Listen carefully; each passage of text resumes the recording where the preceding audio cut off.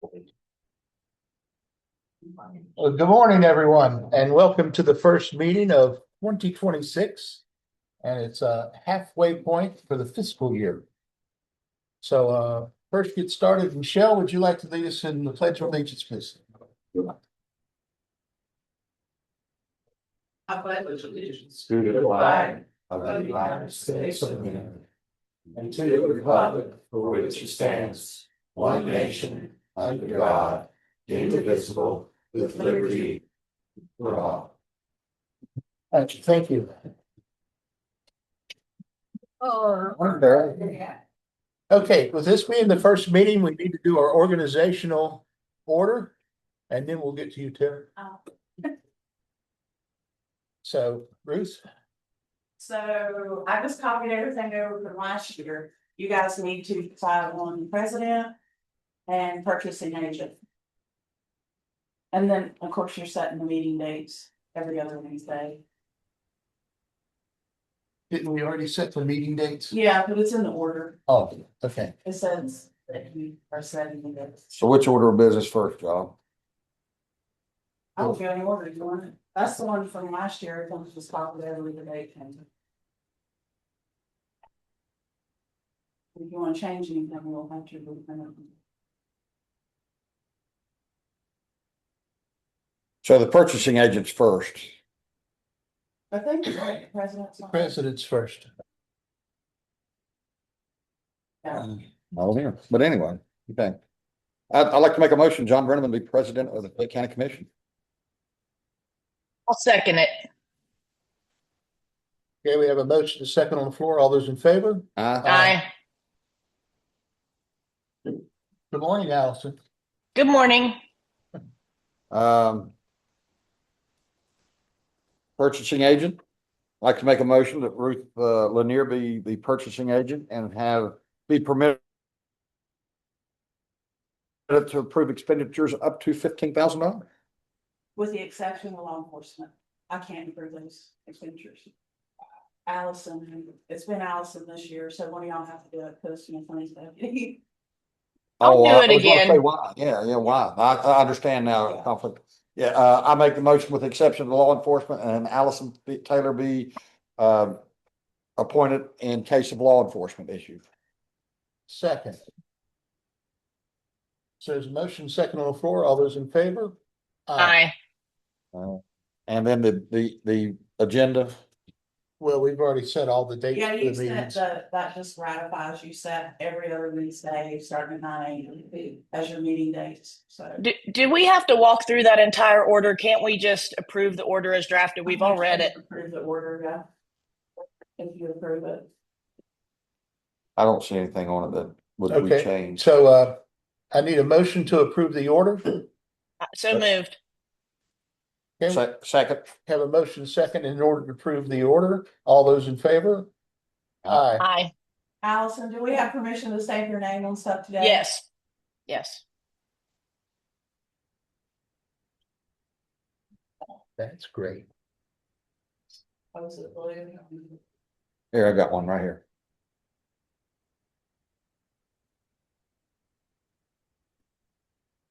Oh, you need to hold on to that. I got one too. So that was information.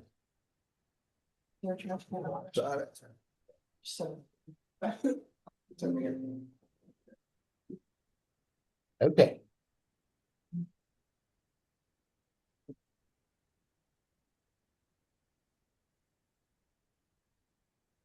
That's it, right? Yep. Okay, Miss Tara. So in my pile, I have regular exonerations, I have one refund, and I have 3 orders to combine. Okay. So. Here Are is, the orders to combine all the same property owners? No, they are 3 different property owners. I mean, but do they own the 2 properties or the properties that they want to combine? Does the same owner own? Yes. Okay. okay, so Tara, help me out here. Okay. This is the standard exoneration. Where's the, Yes. Those 2 are the ones you need to sign once. okay, but where's the copies for this exoneration? I have already given them to. All right, so I need a motion. A motion to approve the exonerations. We want to do that all together or just? Second, no, we do them individually. Yeah. Got a motion second on the floor. All those in favor? Aye. Aye. Um, Okay. All right, now, here, I've moved the Land bonds divide. to here. All right, let me sign this one. The next one we have up is a land divide, No, we have no divisions today. no division. No, Just just orders refunds? to combine, yes. Okay, so here's that. All right, this is a refund for $472.98. So I need a motion on this one, please. Move to approve the refunds. Second. Got a motion second on the floor. All those in favor? Aye. Aye. We've already talked about the order to combined. Yes. Combined. You have any problem with that? Go ahead. I move that we approve I make a motion to approve the orders to combine. A second. Got a motion second on the floor. All those in favor? Aye.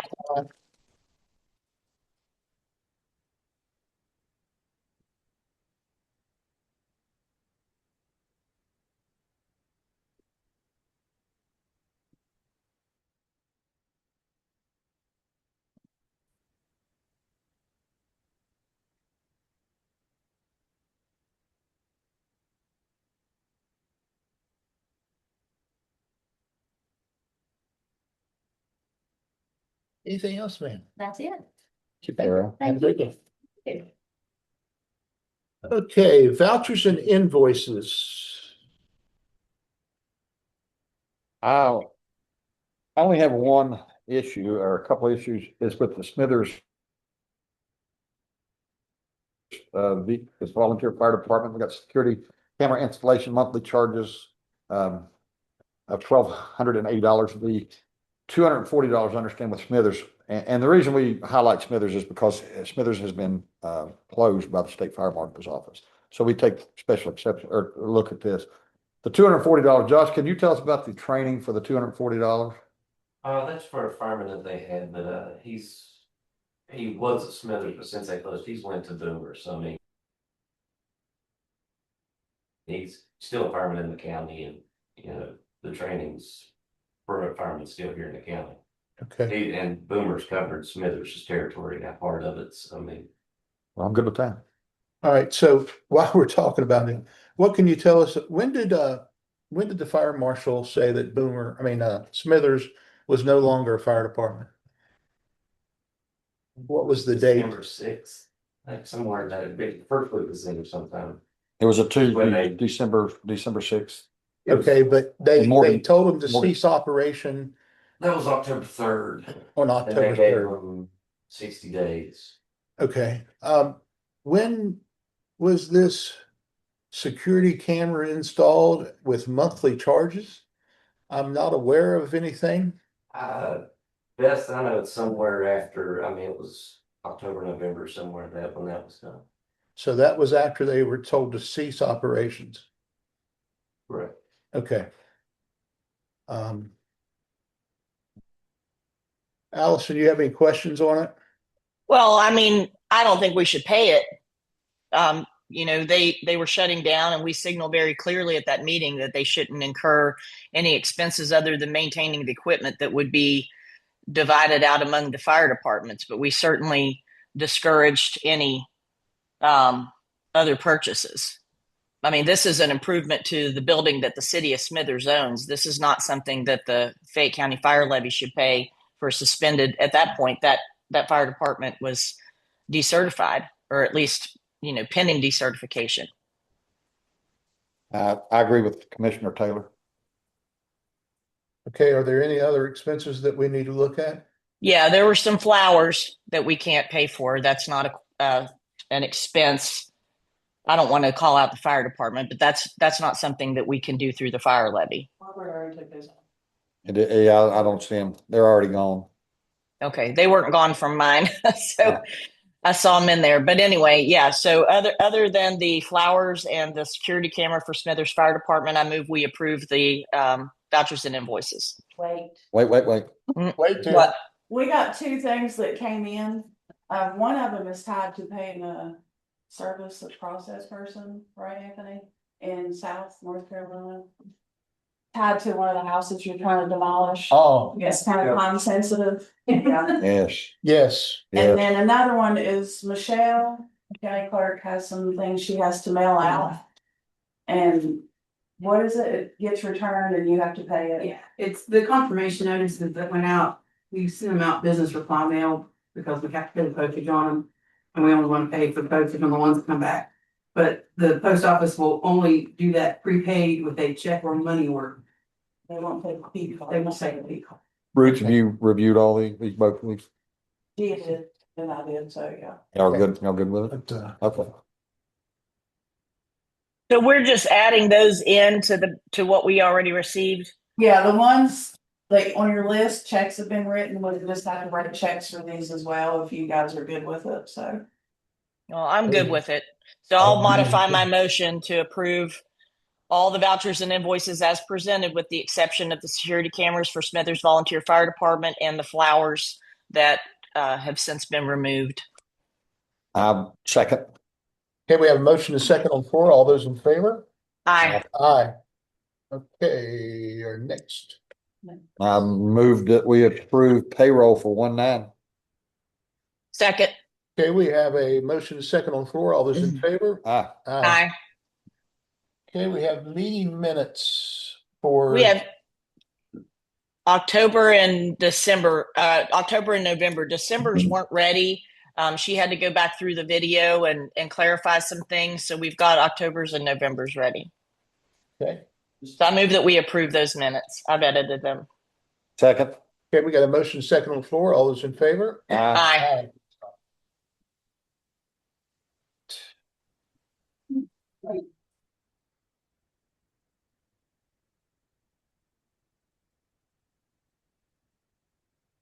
Okay, estate settlements.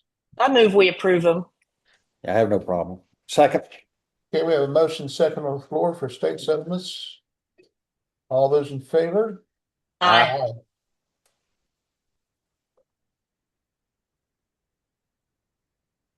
All right.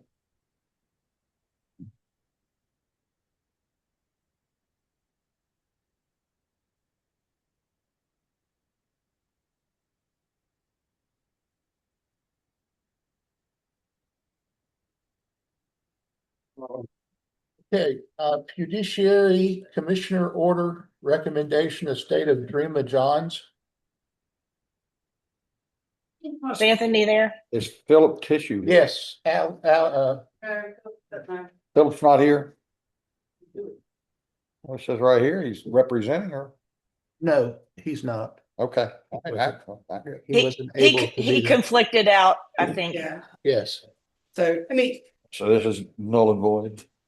I know where that is.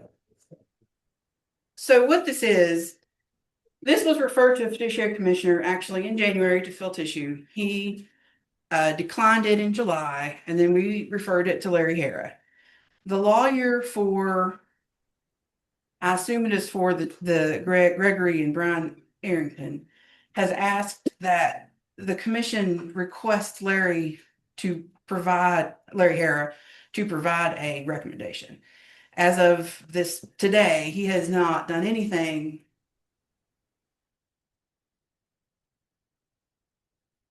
And we sent a letter to please give us an update on this matter. This lawyer has been in contact several times and has gotten no real response. And so now they are asking for the commission to say, Mr. Hare, are you going to have a hearing on this? Would you please have a hearing, or please tell us what's going on? Who else do we have serving as fiduciary commissioners right now? It's Phil Tissue, Larry Hara, and well, Gavin's has done several special ones for us, but he's not a regular fiduciary commissioner. And Paul Clay.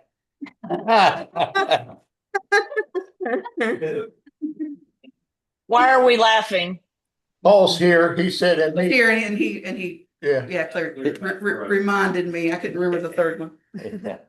Well, I was going to ask if Paul was still doing it, so I remembered you, Paul. So I'm kind of thinking at this point. It looks like the letter was sent from Michelle's office on December 16th.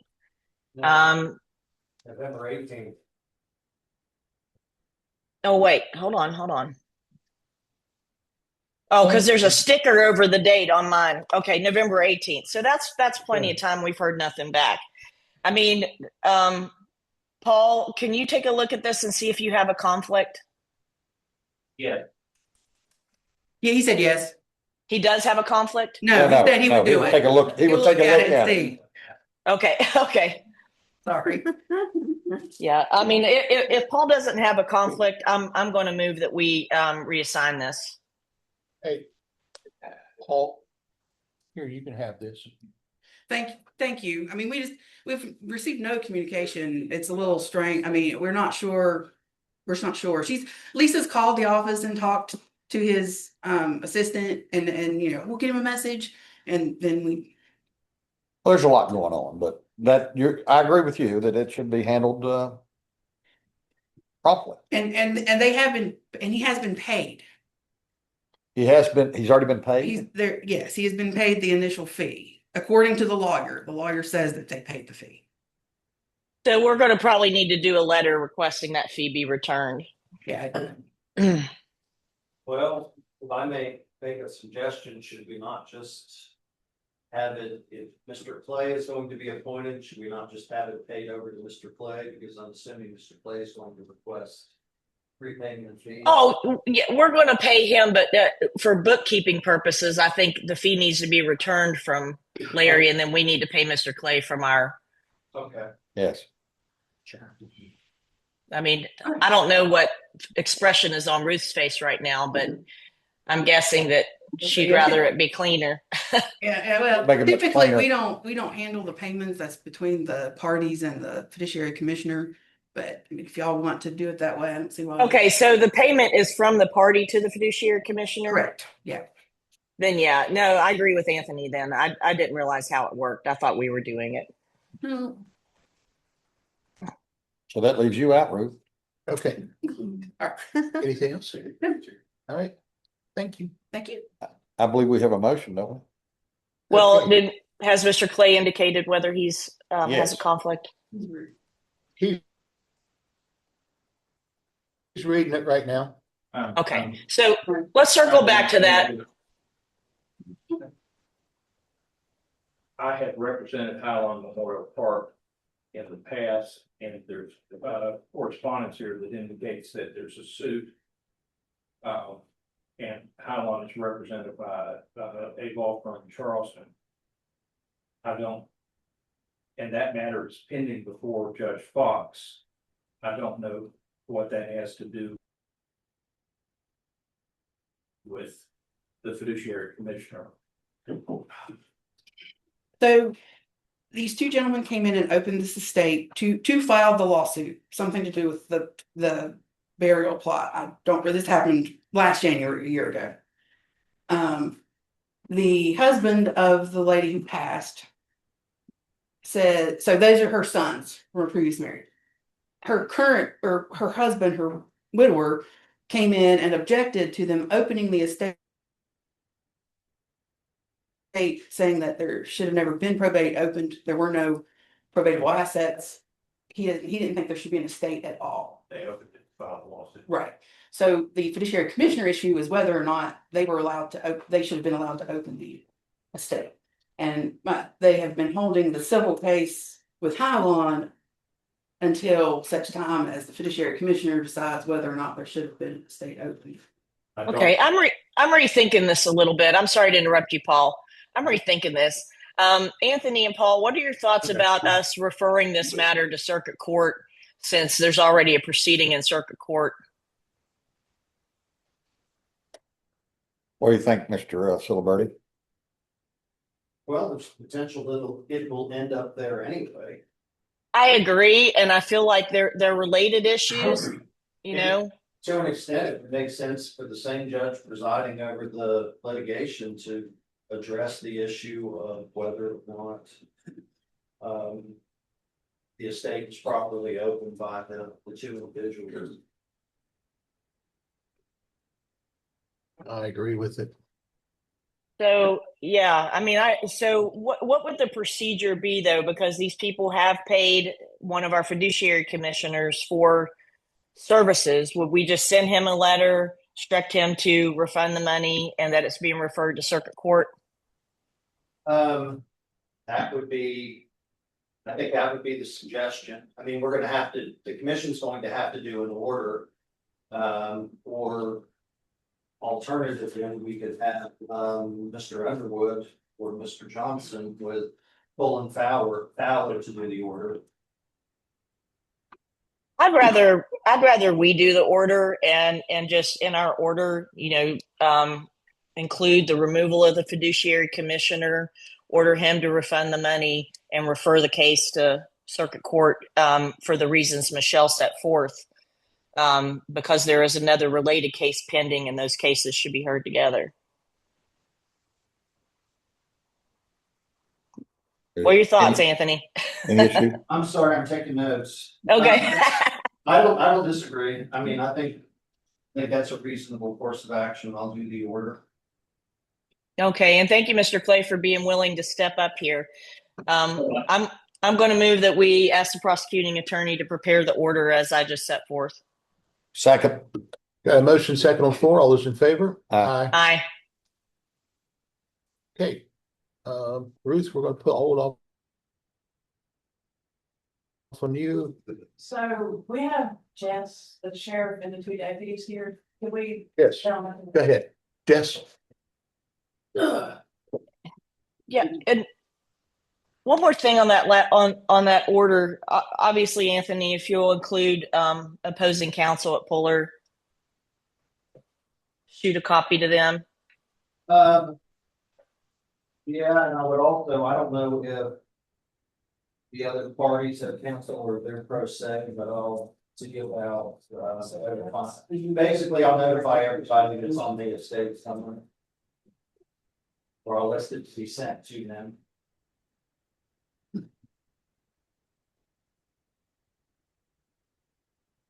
Okay, thank you. You have 4 things. 4? All right. Guys, we just wanted to introduce you to our two newest certified deputies. They graduated, I think, Summer Academy. Yep. Pirouette or something. Pirouette. Tanya Berry and Thomas Walker. Thomas graduated as the top 2 people in the class when he graduated. Very arguably could have been number 1. I think some of their math on it was wrong. In my opinion, he should have been number 1. Tanya graduated in the top 10% of the class, and she was also voted by her peers of the class to be a class speaker. So she gave a speech at graduation to represent her whole class. So that was pretty cool. But with them being certified now, for the first time in many, many, many years, we are 100% at capacity with every officer being certified. Congratulations. Fantastic. That's awesome. And listen, Cool. I've got something to say about these 2 deputies. Guys, we really, and I tried to get down there. I was sick. I wanted to come to your graduation because I was so proud and impressed by your performance down there. You really made Fayette County shine. Of course, I know Deputy Berry very well. It didn't surprise me one bit that she's killing it as a deputy, just like she did when she was a CPS supervisor. So, and Deputy Walker, way to go, man. I mean, almost the top of your class. That's great. And we prepared a couple of letters for your personnel files to commend you for your service to the county thus far. You really made us look great down there. We love it. Thank you. And Thomas is a former Marine too. So, Well, that just adds to it. Are you ever a former Marine? That's always a fun. Yeah. I'm not a former Marine, but my dad was. I'm former Air Force. But yeah, once a Marine, always a Marine. That's once a Marine, always a Marine. You're not a former Marine. You're a Marine. I'll get y'all's letters and put them in your file. Thank y'all. Well, thank you very much. Thank you. Congratulations. Congratulations. Yeah, way to go, guys. Welcome to the welcome to Jungle. the real thing now that you're out of classes. Thank you. Thank you. And we need to make a motion, non-pro-tunc.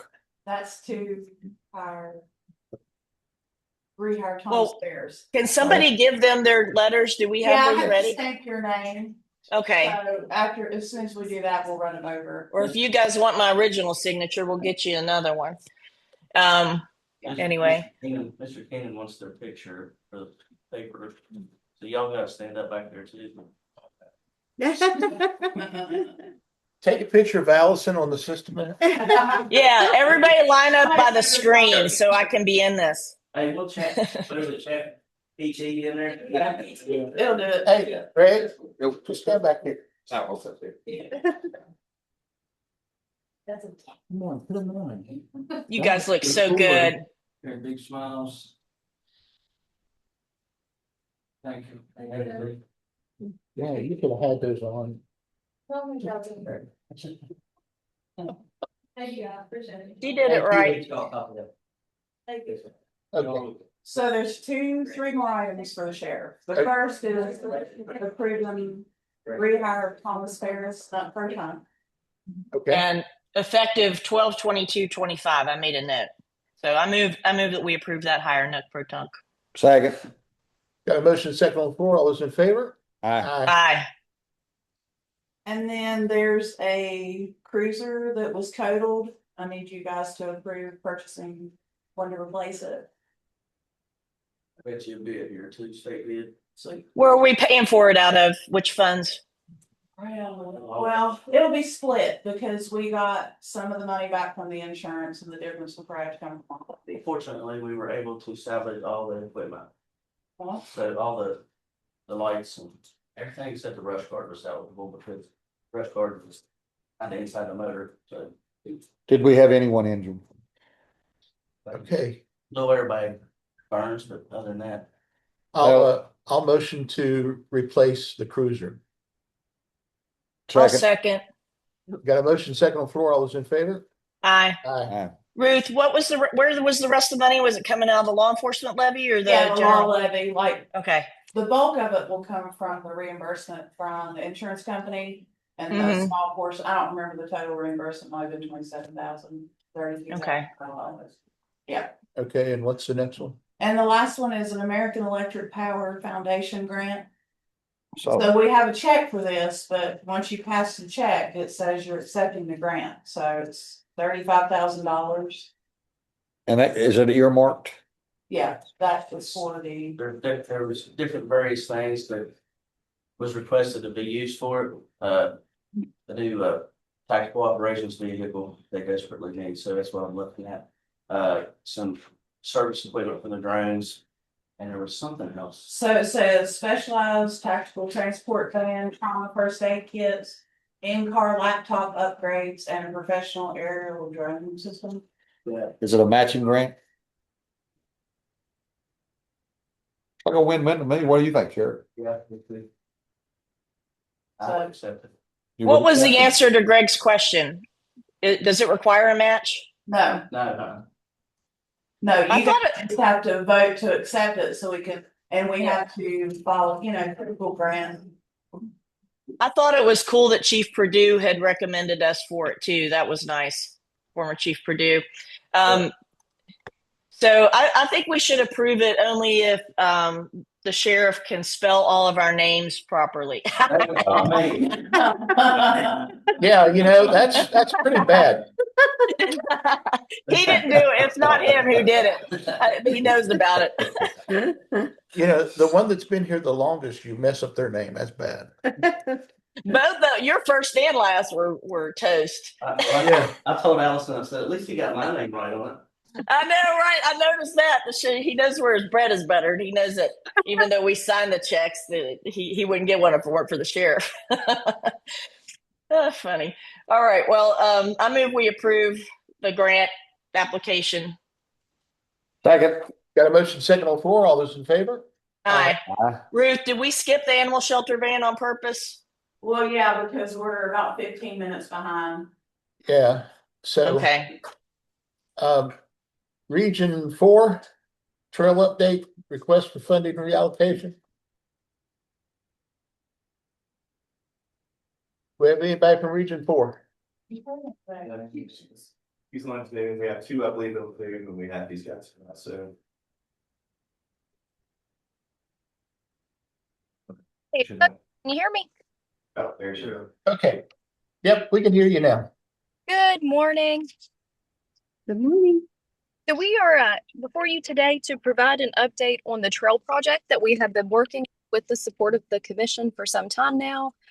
We have an absolutely incredible project team, several of which are with us today. We have Josh Sapio of the city of Oak Hill on Zoom with us as well.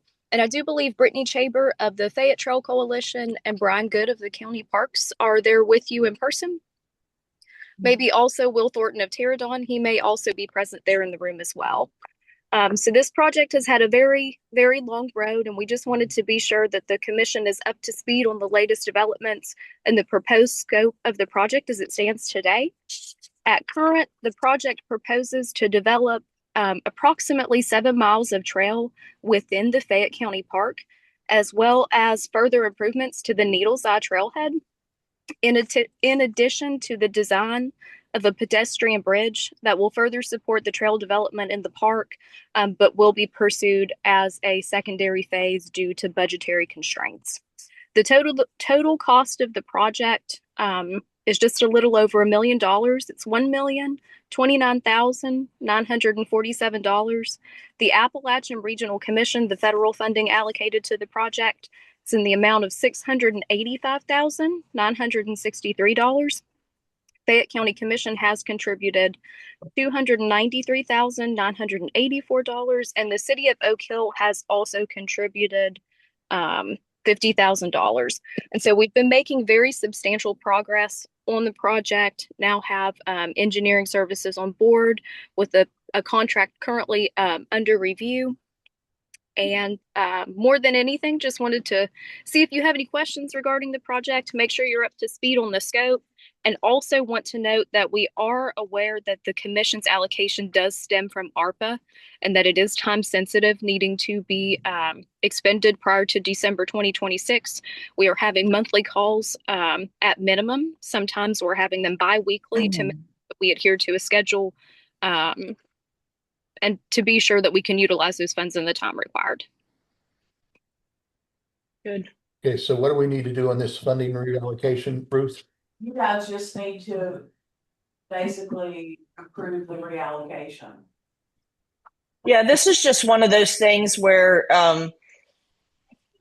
we allocated the funds for a specific purpose and they just need to kind of spread them a little differently, kind of like we've done with PSDs and other things in the past. So I'm going to move that we approve the reallocation. It's for the same purpose. It's going to benefit the same thing that we allocated it for. And the funding comes from ARPA, am I correct? Yeah. ARPA Yeah, funding. it was ARPA money. And it had been allocated in the past. We had approved it. Yes. For a project, but it's going to be reallocated to another project, the Needles Eye Park, basically. I think it was approved for Needles Eye. I think there's a fine distinction there about. It'll be both. It's just not all on the Needles Eye. So part Needles Eye and part County Park. Then it was for trails, though. Correct. So it's consistent with the original purpose, which was for trail. I'll second your motion. Okay, so we have a motion and second on the floor. All those in favor? Aye. Okay, thank you. And thanks for everybody showing up today too for that. Hearing Odessa Ruth Long. There you are, Mr. Counselor. Do we have Mr.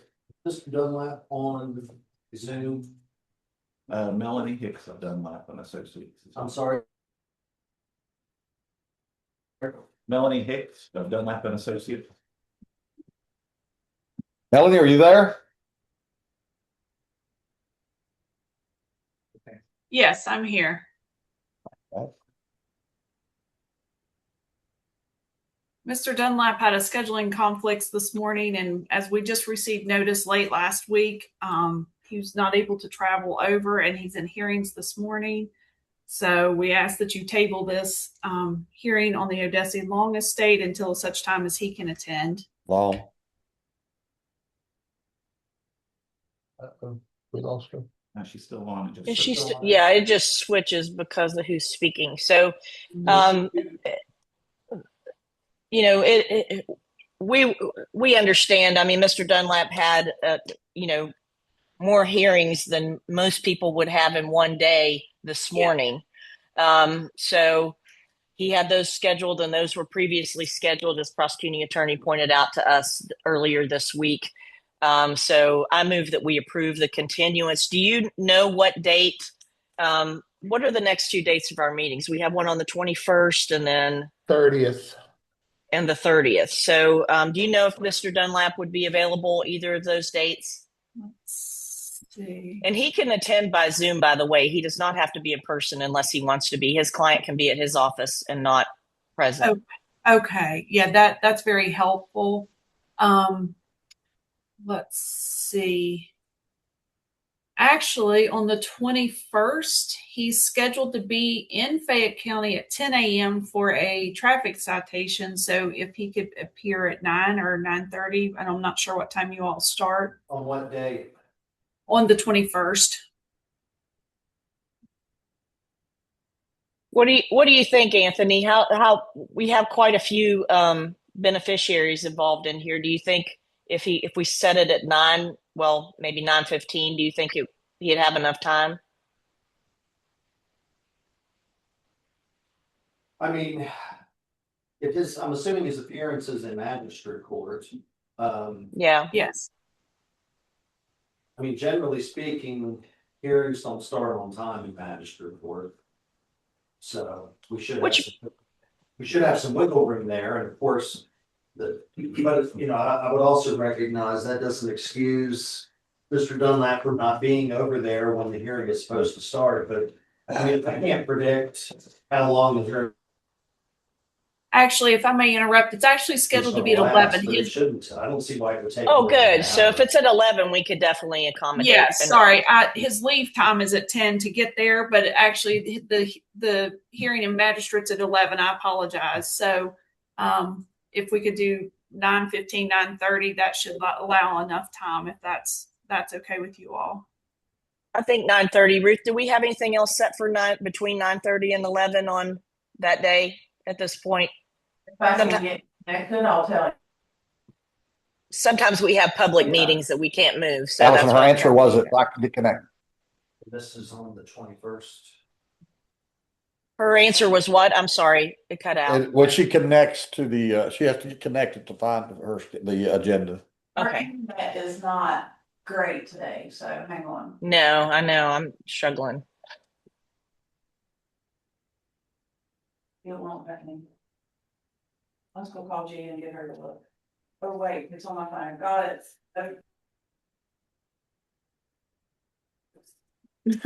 Sorry. Yes.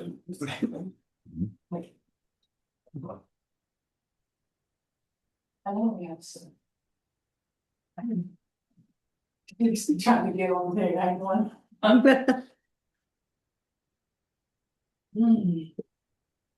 Can you get it on your computer? No time.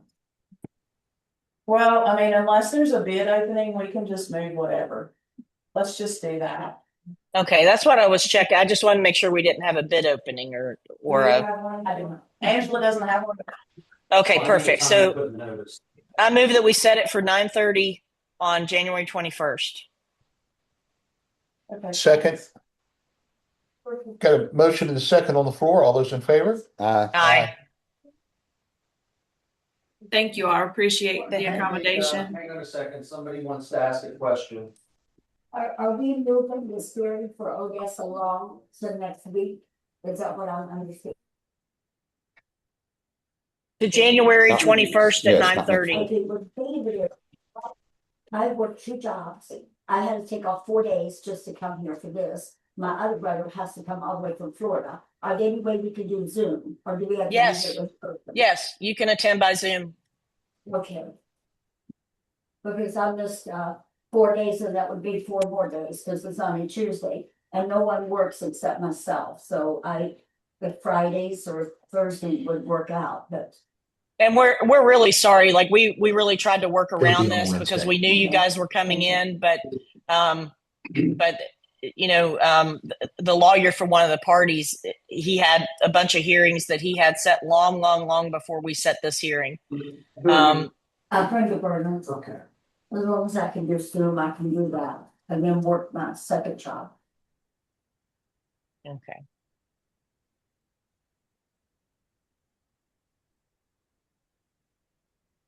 So Anthony, when we send the notice, or whoever, I don't know if Michelle's office, whoever sends the notice, let's put the Zoom instructions in that notice so they know they can attend by Zoom. All right. I mean, I've already got the notice done. I'll just have to pull it up and make changes, so I'll just do it. Okay, thank you. Sure. Okay, Thank you. Ruth. Thank you.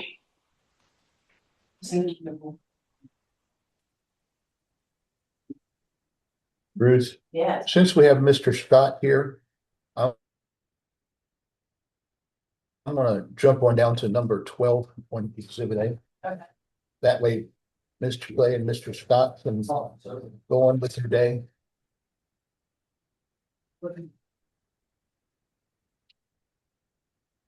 Mr. Clay, Mr. Scott, Yes, sir. we're gonna go ahead and take care of yours since you guys here are patiently waiting. Thank you, sir.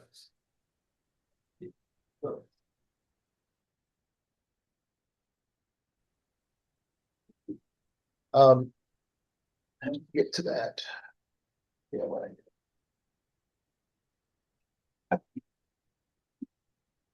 this is the same information that we had in our last meeting of December, Allison. And you have questions regarding a FEMA property that this borders. And after doing some research, we determined that our property, the FEMA property that's given to the county, actually borders this alley that Mr. Scott is requesting to be shut down.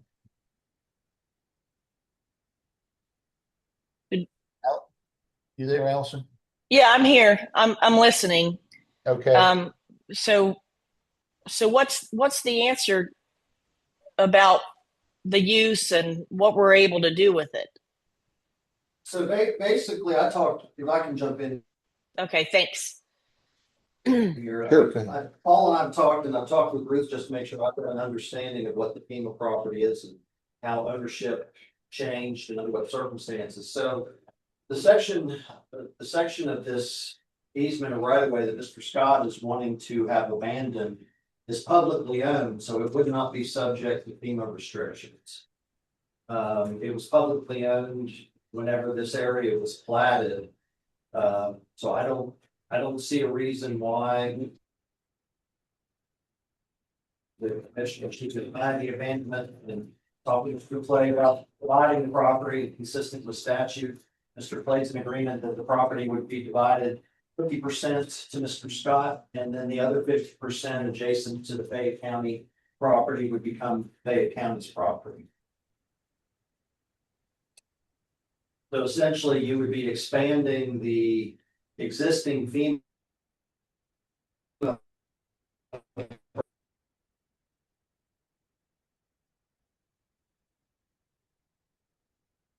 property by the and the county commissions would not be subject to FEMA restrictions.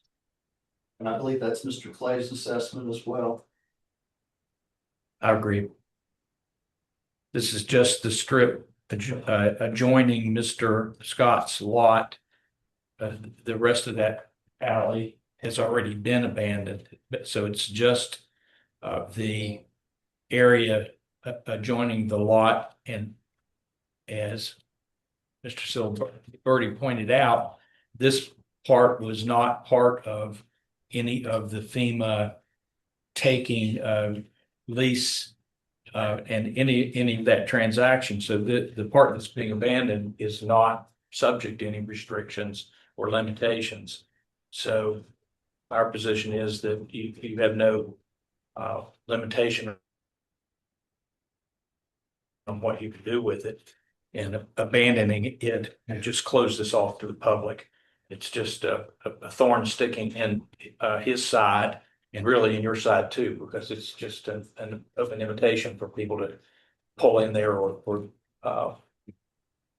just drive in, and there's nothing that he could do to stop it because it's public.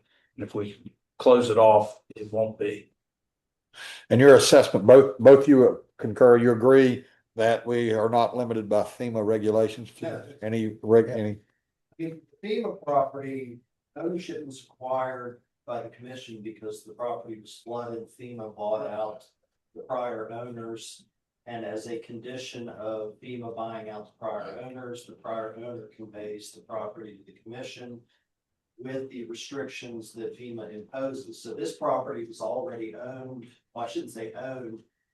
It's set aside to serve as easements for ingress and egress. So it's not, it wouldn't be FEMA property. It wouldn't have been privately owned at the time of the flooding, and it therefore would be subject to FEMA restrictions. Do we have anyone here in the commission office or on Zoom that objects to this? There wasn't anybody here at the prior meeting. No one appeared at the prior, just to make sure the record's flushed out. No one appeared at the prior meeting, which I believe was December 7th. Yes, 6th. And we currently have no one on Zoom? Wait, I just want to remind myself too, is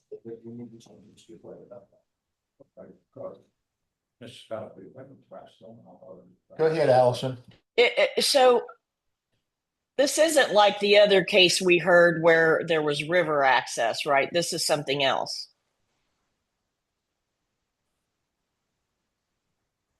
Right, like we're not cutting off public Actually, river it access. is, it's identical.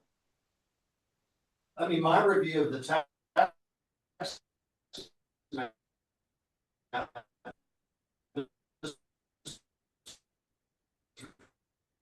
Scott owns some, and the county commission owns everything on the northern edge of the roadway. And then when you get to the very end of it, Mr. Scott owns that as well. So basically, Mr. Scott owns the property for 50% of the boundary of the area in question. And then the county commission owns a good chunk of it, and then there's an opening that does not abut the property owned by other people. It's just where the easement continues.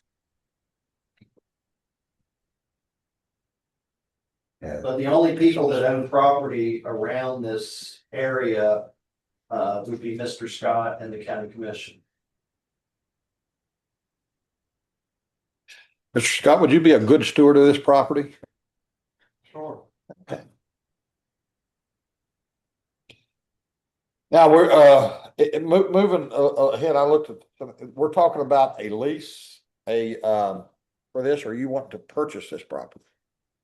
He wants us to abandon No, it. we're closing a roadway. Yeah, abandon a roadway that hasn't been used for years.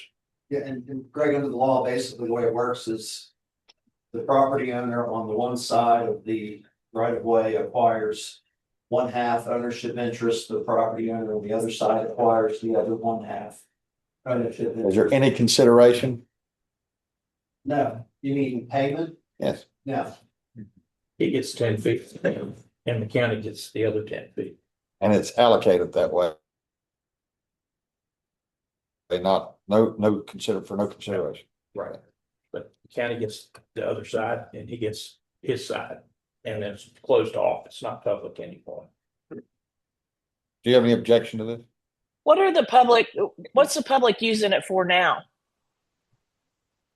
It's not, as I understand it, it's not being used at all. It's really not being used at all, but on the map, it's shown as a public street, which is often the way these things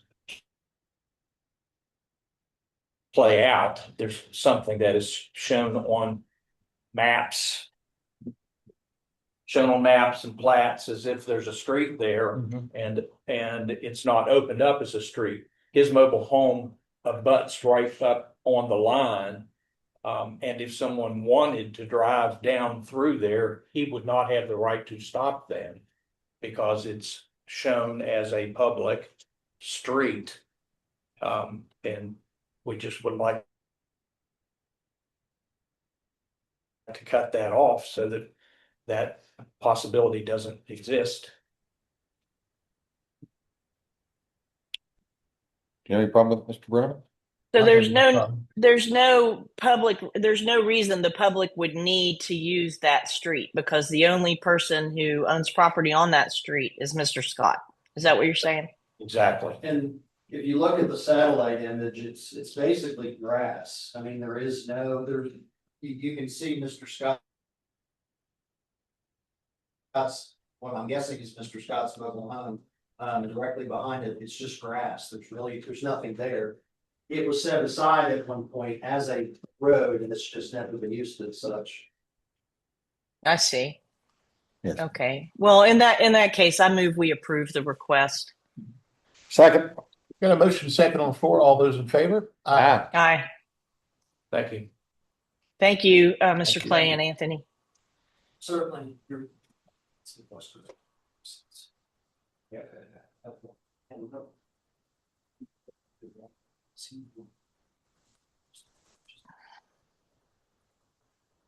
Okay, But I don't know that, so.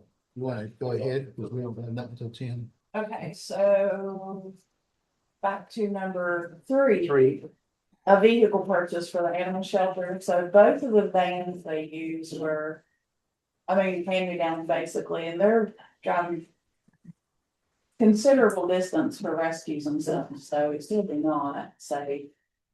And there are vans on the state bid. Mm-hmm. I think a cargo van would be better, but I don't really know. That's not. But if y'all will approve the purchase, like up to whatever on that, and then we can figure out which one and just get it going. Well, it has the 2,500 cargo van. I agree, and it's also got a Ford Transit. The Chevy is unit price is 38,741. The Ford Transit is 42,236. And those are the ones that give you the option, like it's rear wheel drive or front wheel drive. I don't know which one, but Yeah. Mr. Davis, would you like to lend some automotive experience to this? That a van would be better, a rear wheel drive van or a front wheel drive van? To transport. I don't know what you're trying to do with it. it's for the animal shelter, transport animals. Like the back of it would be full of animal. My layperson expertise says front wheel drive. That's what I say is rear wheel drive. What do you think, Mr.? You think? I think front wheel drive because these vehicles are used a lot in the winter. I mean, you've been to the animal shelter, just their hill alone is rear wheel drive doesn't help, especially if they cargo. And the more broken down and like streamlined in those vans, the better, because it's just gonna be a factor that I think. So. Well, and the reason I asked Mr. Davis, I know of his automotive expertise, and maybe he's run into something where front wheel drive has a limitation, and you don't seem to have one, do you? Not a big van guy. More of a big truck guy, sorry. And then the only other difference between the Chevy and the Ford is one's flexible fuel and one's gas. That's not. One's what? Flex fuel and one's just gas. What's flex fuel? I mean, like sheets, they sell it, but I know it'll run But regular you can use gas. regular gas. Yeah. See, I didn't know if it was a restriction. What does that Fuel is mean? made more of Methanol, like methanol. corn and stuff. Get Yeah, the one with gas, for Pete's sake. Yeah. Next thing you're gonna ask if you can plug it in. So we. Okay, so I will, all right, calm down, everybody. I will motion to approve a shelter van purchase. Second. Got a motion second on the floor. All those in favor? Aye. Okay. Number 5. Okay, so this is the order establishing the 2026 mileage rate along with the IRS, which is now 72.5 cents per mile for reimbursement of personal vehicle use. You said 72.5%. Cent per mile, yes.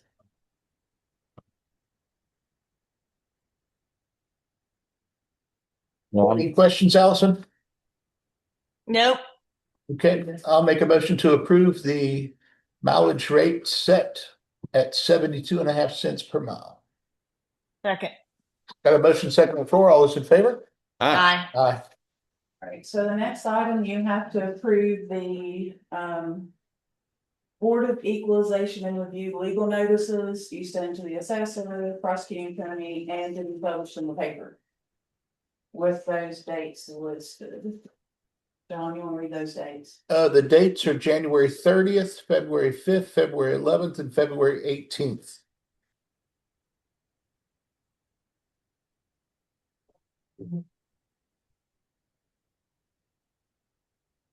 I move that we approve that.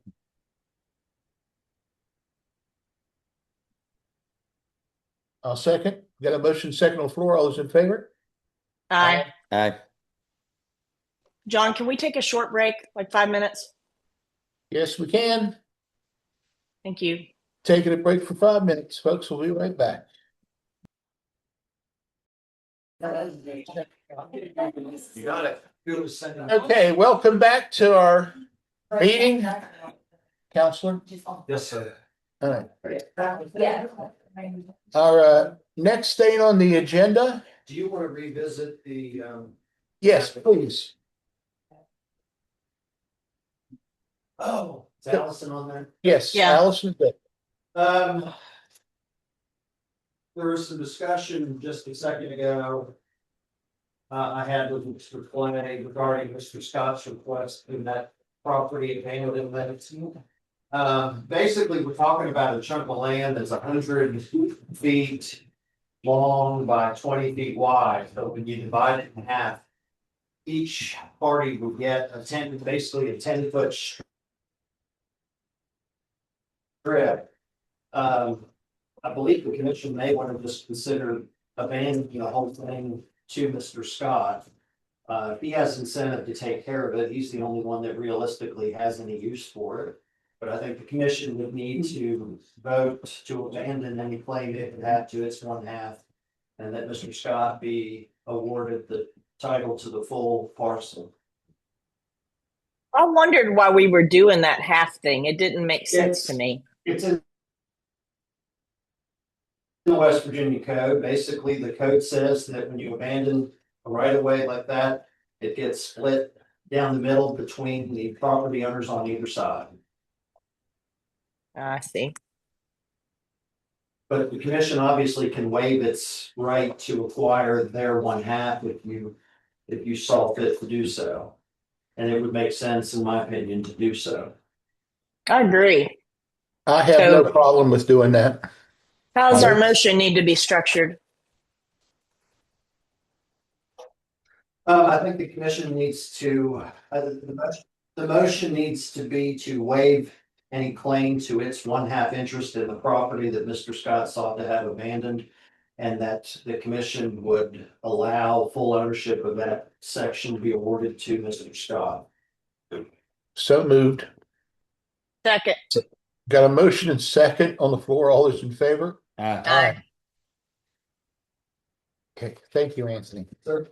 Okay, Greg and Angela and I have been attending some meetings we've been having in Beckley concerning Pax Creek and the flooding that's been happening along that creek. Greg, I'm gonna let you take care of this. Yes, but come to our notice, we're going to request a assistant for from the NRCS for a grant. And Angela, would you like to add any more to this that before we discuss? You mean come up there? Yes, come on up and explain the grant and any other issues that we've incurred. What is NRCS? It's Natural Resources Conservation Service. It's part of USDA Basically what this grant is, it's more of a planning assistance to, since the creek, has had issues of flooding. Basically, the, assistance is to pretty much help them plan how to fix it, and, any eminent domain, if something's needed to help get major issues, if you need to reroute the creek. It's more of a planning assistance grant. So basically the first step is just to have a letter sent to the Natural Resources Conservation Service asking for assistance. And this would not be in PAX, this is the creek outside of PAX, so it's actually in the county's section. And if Allison, if you remember, back a few years ago, I think when you was first getting on the commission, we had a death on that creek. You're talking about the baby. Yes, and since then, and even before then, Angela and I had been working, trying to get this creek taken care of. And finally, Senator Helton and Senator Roberts was able to get everybody together, and we're working on this. And it looks like we're finally going to get some traction. What kind of funds are available, and is there going to be any match? The last word I heard is, yes, there's going to be a match, but we just don't know what the amount would be. Providing the coal company, if they can do the majority of the work, I don't think it's going to be that expensive. So this is a two-part thing. For this thing is a grant application. After you guys decide on this, then we'll talk about the cleanup portion. Yeah, Okay. I think we have to, and we, Commissioner Taylor, we've been in discussion with the DEP. When you deal with stream disturbance, you have to go through proper channels. DEP's been hand in hand and in every meeting, and they're in agreement to what we can and cannot do. And I think we have a good grasp on it. Do you not feel that way, Angela? Yeah, this is a long-term, the conservation application, it's a 5-year plan. I mean, it's nothing that's a fast, it's just planning. It's not anything upfront. Well, I move that, Wait, I have more questions, please.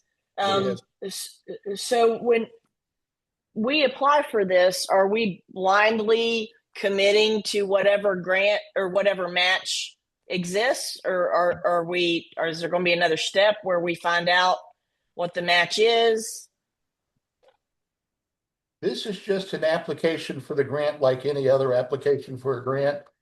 You're sending it in, hopeful that you'll be granted some funding. I know, but usually you have to commit as a part of that application to your part of the match. So the letter, all the letter says that prior to doing anything, there will be a memorandum of understanding. So from what it sounds like from Hannah, we do the application. If any matching is funding, that would be under the memorandum of understanding. So that would be the time that you guys would have an amount that you would have to contribute. So at that point, we can make a decision of whether we can afford the match. Correct. Okay. Well, in that case, I do want to make one more comment, though. I think we need to make a list of, we have 2 other creeks that off the top of my head could use similar funding, Smithers and Scrabble Creek. And fortunately, we didn't have a death down there when those floods hit, but I mean, that was by the grace of God, I think. So, I think we ought to keep a list of the creeks that we want to apply for this sort of funding to mitigate, or this sort of funding to study. In addition to PAX. I have no issue with that. I have no issue. But anyway, I move that we approve that Angela apply for the grant for PAX Creek. Second. Got a motion second on floor. All those in favor? Aye. The other part of this, so the coal company, which is Alpha, I'm hoping I get their name right. They have identified 20 different locations that have what they call low-hanging fruit. They're trees that are in the creek that they are able to go into the creek and get out without permits. I've met with the coal company and we looked at the owners. they are willing to do in-kind services where it will not cost anything. The one thing they've asked of the commission is for them to do the right of way to meet with property owners to get access onto the property to temporarily get the trees out. So I don't know if we can cover that today if it's under cleanup discussion, but if Anthony would be willing to type up something that says that we're going to go on their property long enough to clean up the creek. I don't know what type of letter that or legal document that would be. How many, So currently there are 8 property owners. One of them is a coal company, so they don't need a right of way because there is their equipment. There are 4 private homeowners and then 2, one is Division of Highway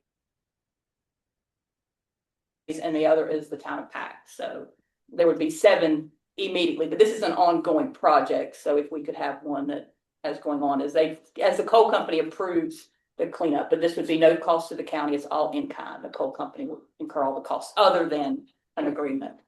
Mr. So, Who's doing the work? Alpha, the metallurgical, coal company, metallurgical. So they're going to go in with their equipment, wrap whatever to the tree, but they need to get, their team wants some type of legal document saying that, I have a question. Okay. Shouldn't Alpha's legal team prepare that document? I'm not sure. Are they gonna be on board with me preparing it? They called Carolyn Hefner's office and asked, and I think if we could handle the right of ways. So that's all the knowledge I have. You mean the access? Yes. Okay. Yeah, just the access long enough for them.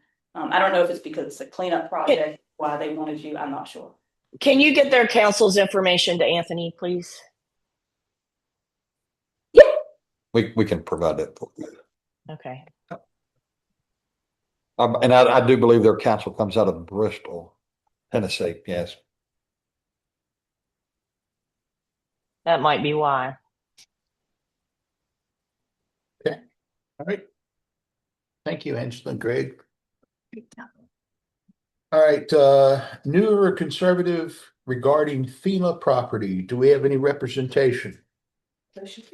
Yes, they're on Zoom. Mr. Bassage texted me yesterday that he needed to attend by Zoom. He had planned to attend in person, but had a very good reason not to. So he should be on there, and his scientist should also be on. Yep, should be over there. Hello, everyone. Hello. Apologies for any confusion. Zoom always identifies me as Lisa. I'm Dave Bassage. Anyway, I'm River Gorge Program Coordinator with the New River Conservancy, which is a 3-state organization caring for waters, woodlands, and wildlife across the entire New River watershed. Joe Johnson is here with me. He's based out of North Carolina. And I'll explain in a moment his potential role in our discussion this morning. What we have done traditionally in West Virginia is to focus on basically trash cleanups all up and down the New River and water quality monitoring, compiling water quality data. Elsewhere in North Carolina and Virginia, we do a lot of stream bank restoration, and we're looking at moving into that here in West Virginia. That's Joe's area of expertise. He works full-time on stream bank restoration work, mostly in North Carolina, Virginia. We have been approached by the National Park Service when they pointed out that behind their headquarters there in Glen Jean on Dunloop Creek is some properties that are currently under ownership of the county commission, where somewhere decades ago, somebody decided the best way to stabilize the bank was to stuff some tires full of dirt and put them up against the bank. And those tires are starting to wash away into the creek, down into the New River. Not to mention that it is not a adequate form of stream bank stabilization. What we're here today for is we'd like to just basically go into that property and assess it for any improvements that we might be able to make in stream bank restoration. We won't know till we get a closer look at it, just what that might entail. Joe can go into some of the details that the types of things that we do and the permitting involved. But at this point, we're just simply looking at access. And I'm going to go low tech here, but here is a map of the area. You can see this is Park Service headquarters. The purple is one of the tracts of land that the county owns. If you can see, I kind of circled in black, there are other tracts as well that pretty much straddle the creek that are listed as county ownership. So what we're looking for today for this initial stage is just to be able to, have your permission to go in and assess what should or could be done on those properties. We would then come back to you down the road and say, here's our plan, potential sources of funding, all that sort of deal. Have you contacted the National Parks Actually, the National Park Service Service about any of this?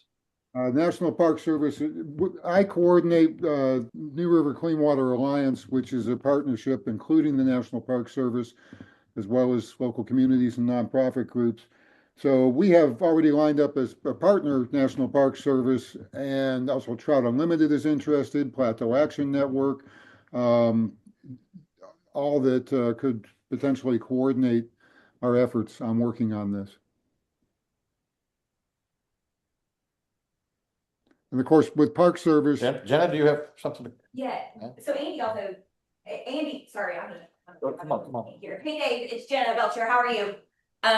So the LRA can help with this on behalf of the county if there's a willingness to do that. Andy also works directly with Dave and is part and on the board of the New River Conservancy. So if this is something that the commission would like the LRA to work with Dave and New River Conservancy on, kind of guiding and come back to you all with, I think it's really the kind of one of the purposes of an LRA with these sorts of things. So just making that as an offer if that can help at all. Okay.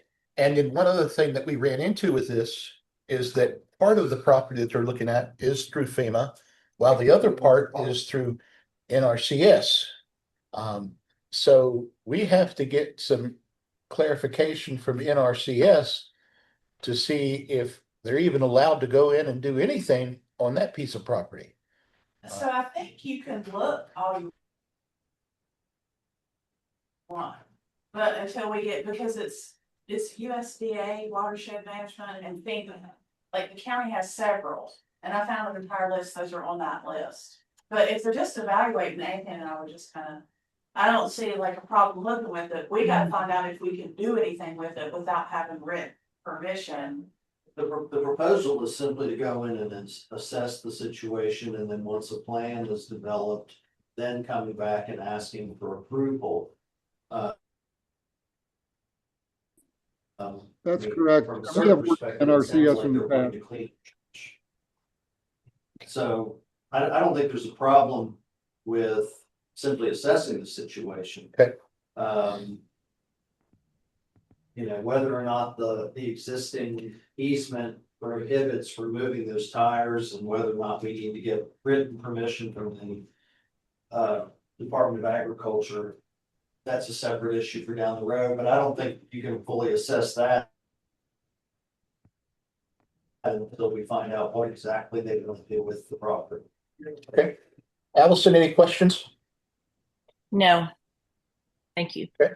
Greg? I'll make a motion that we approve assessment for cleanup of this area. I'll second. Got a motion second on the floor. All those in favor? Aye. Aye. Okay, All right, well, thank you very much. you're welcome. Thanks, Dave.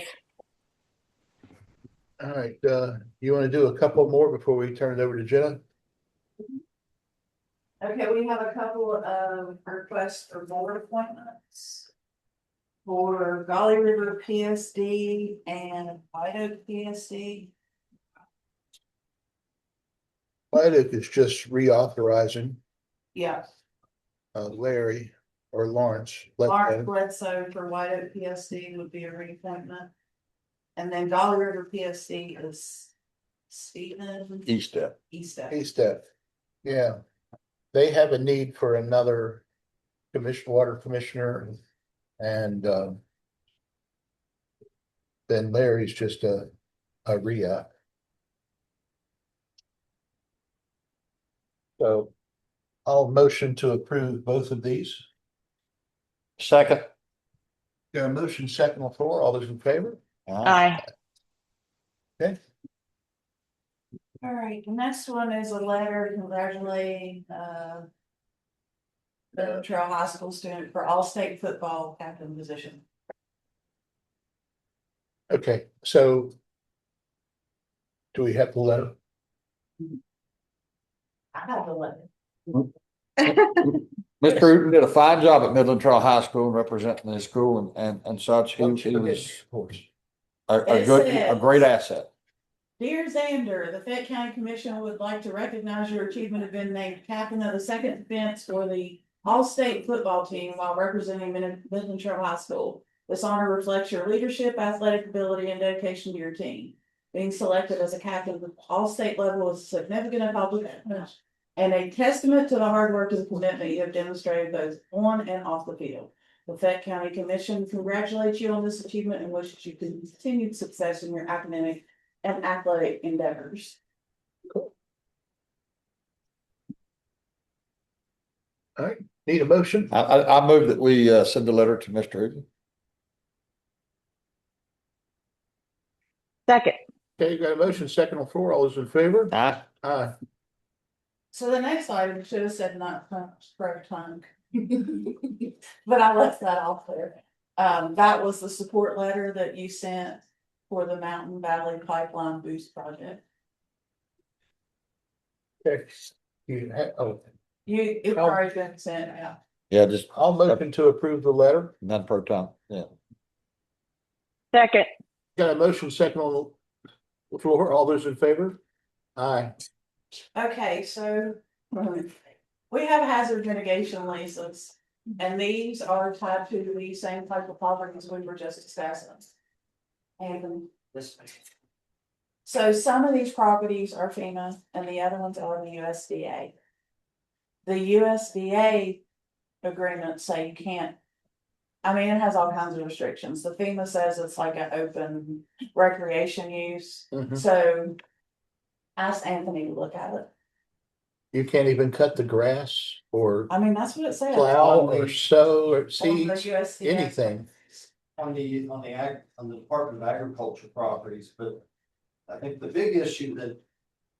More importantly, that came to light from my discussion with Ruth. Is that we don't. In a centralized location, have a list of all of the FEMA property, all of the Department of Agriculture property. Ruth also indicated that she thinks there may be an issue with us using. Department of Agriculture leases for FEMA property and FEMA leases for Department of Agriculture property. So, you know, the two hazard mitigation leases that are on the agenda for today, assuming that those two leases pertain to FEMA property, there's no issue with the county approving those leases, but something that I think we need to look at was we need to come up with a database of the properties. I mean, we can identify them by taxing district, parcel, and map, tax map, and parcel number, but we also need to verify whether they're Department of Agriculture or FEMA properties to make sure we're using the correct lease. You know, looking at that Department of Agriculture lease. It kind of appears you're not allowed to do anything. Or at least very limited.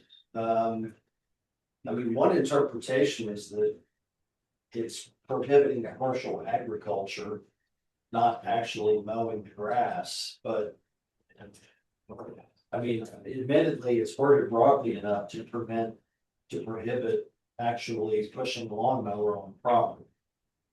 And you can't cut any trees or vines or anything else that's on the property. So one of these leases covers, so one, maybe two, there's 1, 2, 3, 4, 5 parcels.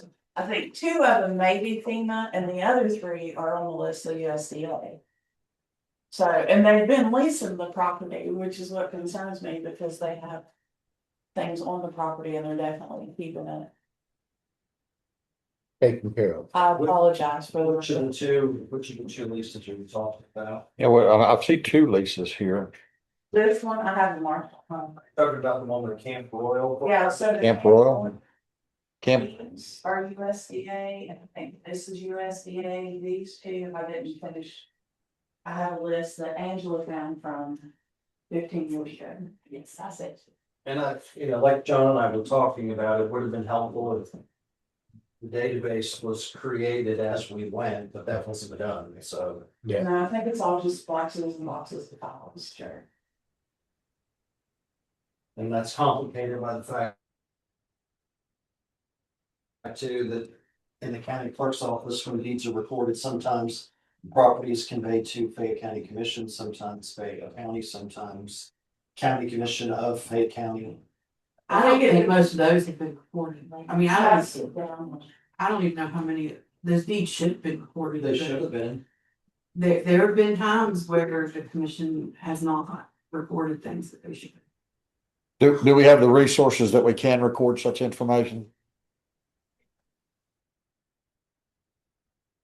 Do we, I mean, we, Suggest, I mean, I would think most of these leases should have been recorded. Oh, I agree, yeah. They don't have to be, they're only a year in duration. But I mean, The agreement where so they paid the county and the county purchased the property, or they purchased the property and deeded it to the county. So those agreements, I think, should have been. Yeah, Those were. Those were Because those agreements on how we got the property are the ones we don't have. And then these leases, we're getting them now. We didn't have them before. is this something you can look at into, Michelle? yeah, Angela said she has list of properties out. Yeah, I had to email her because from my recollection, which I didn't have a lot with buyout, when Teresa was here, it was like bulk buyouts, so basically they did them in like groups of 10 people, they would, so it may be that there's just one big old. And I have to know what. I don't know, but I mean. Big old box. Wilbert's already done. Well, if you would collaborate and get this taken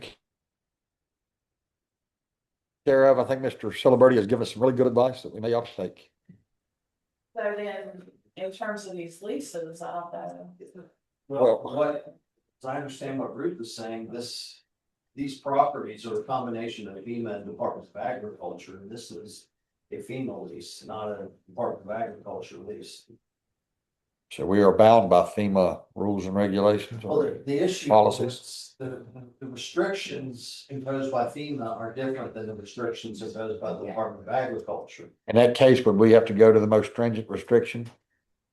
We would have to abide by the restrictions that are set forth in the original agreement. So the Department of Agriculture funded the transfer of ownership, which would be subject to their restrictions, and FEMA funded the transfer of ownership, which would be subject to the FEMA restrictions. And as I understand with Camp Corporation, we need to have two different leases, one for the properties that are Department of Ag and a separate lease for the properties that are FEMA.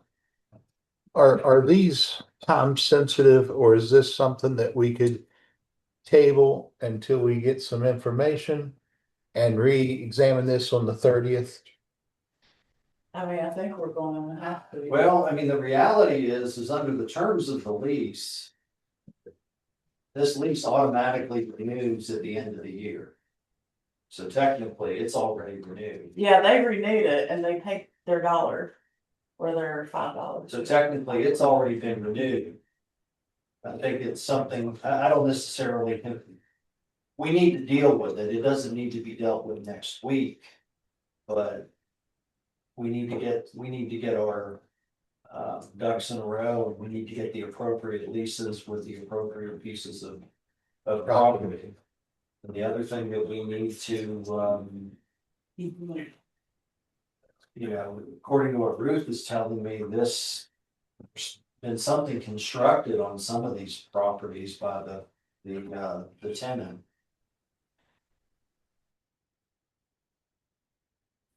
Well, that particular property, yes. Violation of the existing lease, because the existing lease prohibits construction of anything permanent, basically.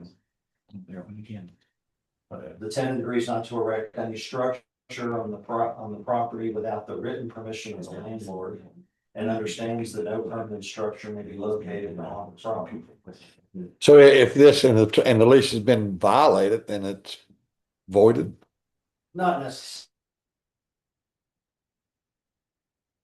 necessarily, I think we need to give the use the correct problems. We can take steps to then terminate the lease. So my question would be to Michelle and Angela, would you be willing to collaborate and go together and find out what is actually happening with these leases? If So part, from my recollection of 15 years ago, part of the buyout agreement was that someone from the 911, I'm assuming Jack is actually supposed to yearly inspect these properties. So I think once, I mean, that's part of the original buyout agreement. Yes. And occasionally I get emails from Jack bringing to my attention that there's a violation. And like we're dealing with one now, I believe in the Hill site area where somebody has, and I need to actually call the tenant. I was supposed to call her on Monday and I haven't had a chance to call her yet, but she has taken steps to try to get the squatter off the property. And I don't know what he was supposed to be off by the first of the year. I don't know whether he's still there or not, but Jack probably would be a good source of information as well. He may not have a complete list, because this list that I had was from, I just saved an email from Teresa when she was over the buyout, so that would be the best route, is once you have a complete database, then he can yearly, as part of the buyout agreement, check those. And I know he knows some of them, because I do know had issues in Hillside. Yeah, I think that falls into that, or you job. So the first thing we need to do is we need to identify which of these properties are FEMA and which properties are Department of Agriculture. Then we need to figure out who's leasing the property, and then we need to take steps to get the appropriate lease in place so that we don't run afoul of any agreements that we've entered into with the Department of Agriculture and with FEMA. Okay, So I think starting with these two, especially since they're on today's agenda and anything that's been signed recently, and then working backwards. You think? I think that, I mean, you gotta start somewhere. I mean, and these two are up for renewal, so it would make sense to start with these two.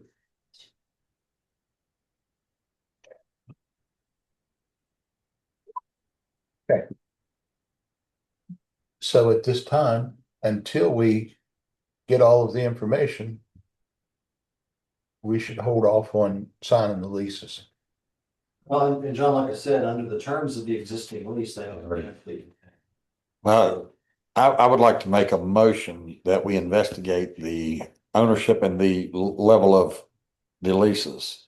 And then in order to make a further decision on this matter.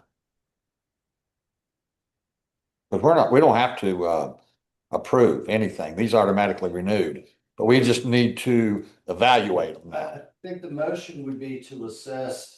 Yes. Whether the properties at issue are either subject to FEMA restrictions or subject to the Department of Agriculture restrictions, and that we compile a database of those properties. And then moving forward, we begin using the appropriate lease for each particular piece of property. The downside of this is that the restrictions on the Department of Agriculture property are far more significant than the restrictions on the FEMA property. So we may be in a position of having to, we can't impose restrictions on tenants in the middle of the lease term. But we can basically tell them we're not renewing the lease, and here's the new lease, and you're gonna be subject to these restrictions. If you want to continue to lease the property, here's what you can do, here's what you can't do. If that makes sense. Yeah, until we get clarification through everyone. But assuming these leases have already gone into effect, we can't just Stop them walk midstream. away from them. Can't legally walk away from them, but if they're not following guidelines set forth by the entities you spoke of, then. Well, the problem arises though, Greg, because if we presented the tenant with a FEMA lease and we've signed it, the tenant has signed it, they're gonna be subject to the FEMA restrictions, when in reality, property may be subject to the more stringent Department of Agriculture. So, you know, it puts the commission in a position of not following the regulations on these properties imposed by the Department of Agriculture. So in the long term, the tenants will need to comply with the appropriate regulations. But I don't know that the commission, if we've already signed a lease, I don't think the commission can, in the middle of the lease term, say, oh, wait, we're gonna add these additional restrictions. We can only give the tenant a heads up that when this lease expires, we're not renewing it, and there's gonna be a new lease with more stringent restrictions on it. I see what you're saying. So we're gonna have to go through this year with the current, and then next time we'll be able to do the both. Yes, and as I understand it, these leases, they don't all start and stop on the same date. They're scattered throughout the year. So we'll just have to get an assessment of. Okay. And that's something else we gotta put in the database is what the current lease term is, when it starts and when it stops. So we've got a heads up. Okay, all right. Okay, so now we know that what we can do and what we shouldn't do, since it's already been signed and stipulated. I will make a motion to go ahead and approve the leases. But this will be the last year they'll be approved at the current lease until we get all the proper information for the new leases. Second. Okay. Allison, you get all that? Well, the connection isn't the best, but I'm trying to understand, has somebody developed this property? Is that what we're dealing with here? According to what Ruth has told me, the Camp Royal Corporation has built something on the property. She described it as what was half pipe. Yeah, the half. basically a half pipe Skateboard. for skateboards and. I don't think it's permanent. But we don't know that that's in violation yet. We don't know Okay. actually who we are dealing with. Well, if it's in violation, surely we have some recourse besides waiting the year out. Well, but so Allison, the issue is this. So the Department of Agriculture property has much stricter, there's much greater restriction on the Department of Agriculture property than the FEMA property. The problem is we've been using the FEMA leases for all of the properties, whether the Department of Agriculture or Department of FEMA. So we've been giving leases to the tenants that contain restrictions that are not up to the requirements imposed by the Department of Agriculture. So technically speaking, I don't know that the tenants are in violation of the existing lease. Okay, I see what you're saying. We don't I see what know. you're saying. Okay, so go ahead. So we need to get the situation figured out. We need to figure out whether the property is subject to the FEMA restrictions or subject to the Department of Agriculture. Well, it sounds like we need to maybe review these. Appropriate lease. Well, it sounds like we need to review the FEMA lease too and just make sure that it has all the provisions in it that we would want. I'm not sure where those came from, but we probably need to look at that. I was getting ready to ask that question, and I don't know where they came from either. I believe they came from FEMA themselves. That would make sense. It would make sense that FEMA would provide a lease that they're happy with.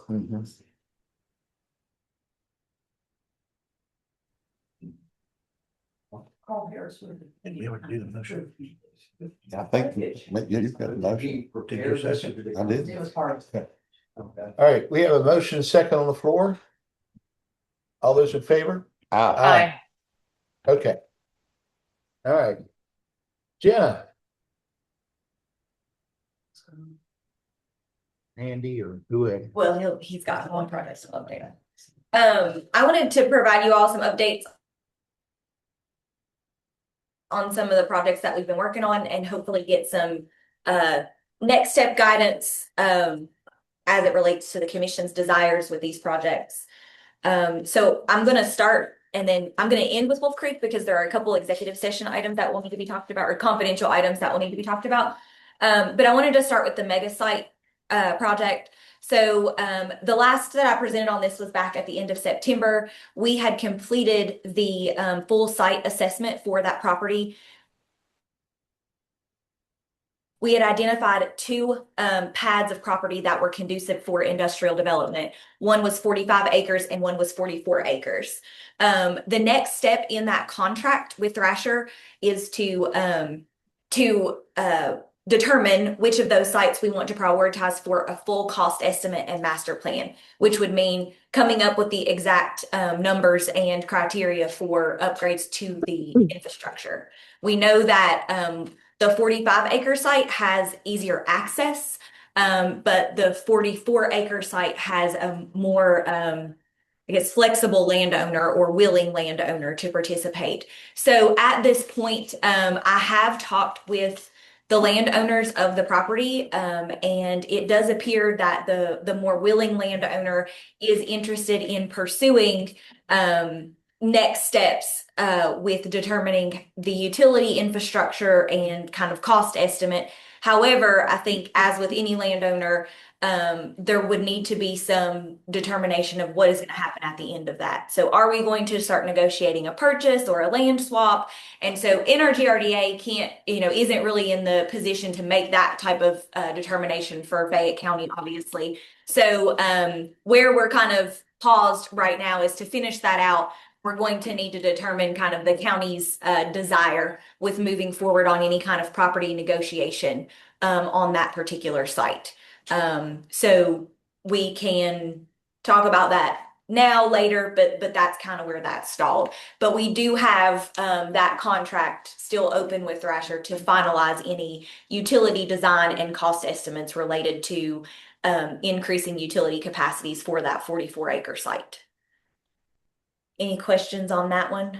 And we were talking about the 44-acre site, I hope. Well, the 44-acre site is the more, I guess, nimble landowner. The other landowner, the 45 acres, is directly related to the Boy Scout entity, and it's going to be a little bit more difficult to negotiate that property. We absolutely can do it, but I do think if I guess I would say the path to least resistance for development behind in that area is going to be the 44-acre site. And what is a long-term plan of what is going to be developed there? So that site we identified for industrial development, ideally because of the access and proximity to some of the existing trail infrastructure and recreation infrastructure. We have previously talked with some outdoor gear manufacturers that are interested in locating near areas that they can test their product. One specifically was a tent manufacturer located in Appalachia, outside of West Virginia. They were very interested in the location, and were very interested that if we continue to develop a site, they would be interested in discussing location here. And really the prime opportunity for that particular industry is kind of the corridor, the eastern part of the United States, the corridor for distribution, because right now any of the repair that they do on their products that they produce, they're having to take them all the way down to North Carolina to repair and then run them all the way back up the coast, where this would be a very interesting and perfect central location for them to locate a repair and manufacturing facility. Besides the tent manufacturer, any others? So we have talked to a raft manufacturer as well that exists outside of West Virginia that is interested in the area. So we really have identified that particular site. It doesn't, what I want to say is it doesn't preclude other industry from going there if we were to find another industrial tenant, but particularly that location and the proximity to recreation assets make it even more attractive for the recreation manufacturing industry. So the two companies that we have talked with, the industry is a raft manufacturer as well as a tent manufacturer. Those are the only two that shown interest. as of this point, and we are not actively marketing that site. We have not been given permission from the landowner to actively market that site. So I do want to note that as well. And you say you have been in negotiation with the We landowner? talked with the landowner and their land manager. We obviously have not made any offers because I think the intention was that, you know, Fayette County obviously wants to be in the driver's seat of whatever that looks like. NRGRDA is not in a position to purchase the property.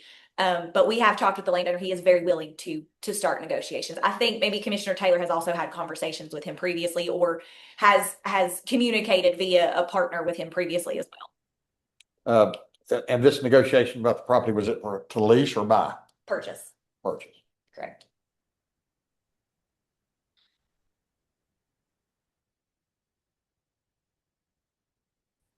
He's a nice guy too. I've worked with him before. I think he wants what's best for the county. So, other questions on that one? Commissioner Taylor, do you have anything to add? That she mentioned that you may have had some inside knowledge? No, I don't have anything to add. She covered it. The next item that I have is the LRA countywide assessment and next steps on that. So the county commission supported the LRA with $160,000 give or take a few, with some funding to support a countywide assessment for properties that could be identified for either purchase by the LRA or to enter into negotiations with property owners that the LRA could purchase for the benefit of the three areas where housing, recreation assets, and potential industrial properties. We have obviously identified more sites that would be conducive for recreation opportunities and potential housing reuse. But the recreation master plan is completed at this point by Thrasher. That is live online. It's a pretty interesting and very telling plan. And what that does is it is allowing us to identify properties that the LRA can strategically purchase for recreation reuse. And Angela does a phenomenal job of comparing the list of properties on the tax purchase list with that particular database, and then we determine if we want to move forward with executing first right of refusal to take potential ownership of those properties. At this point right now, the final step in that Thrasher study that has been completed, that Thrasher assessment, is at this month's LRA meeting, we will have a punch list of projects that Thrasher recommends that we move forward with asking for funding and grant funding to complete. So we were given a pretty exhaustive list of properties that Thrasher identified for recreation development. We then layered those with existing plans for recreation development, and we've now kind of shortlisted those into the lowest hanging fruit for us to be able to move forward with asking and for funding applications, or putting in funding applications for funds to move forward with those projects. There is also currently, we are working to move forward on a closing with a property that the LRA owned, and it is out on Gatewood Road. We put that out for bid. The property owners around it all submitted a bid, and we landed on a pretty substantial investment in that property from an adjacent landowner. So the LRA will be seeing some revenue from that as well. And so that is moving forward. The title search is currently happening now, and that's moving forward to closing as well. That's the property on Augusta Road? Yes, correct. Augusta, I'm sorry. Yep. Okay, you said it's live online under your website. So it is linked on our website. You can get it to them that wanted it on the county. Okay. It is on NRGRDA's website, but I do recommend that it's on the county's website as well. Yeah, I can handle that. Yeah, I'll send you the link. Great. Yeah. Thank you. The next project that I have on the list is Appalachian Heights, which is the pipe laydown yard property. And as you all know, this has been a 40-year project. That's not an exaggeration. This project has been ongoing for 40 years because there has been some confusion and disagreement on who the water provider should be. The Fayette County Commission committed funding to this project to support the town of Mount Hope. And the Raleigh County Commission also committed some funding. So we have $2.5 million in liquid funds available for this particular project. there has been multiple iterations of how folks assumed this project should be done, and there has also been a pretty exhaustive PSC case between the town of Mount Hope and Beckley Water. We ultimately, the town of Mount Hope was able to prevail in that particular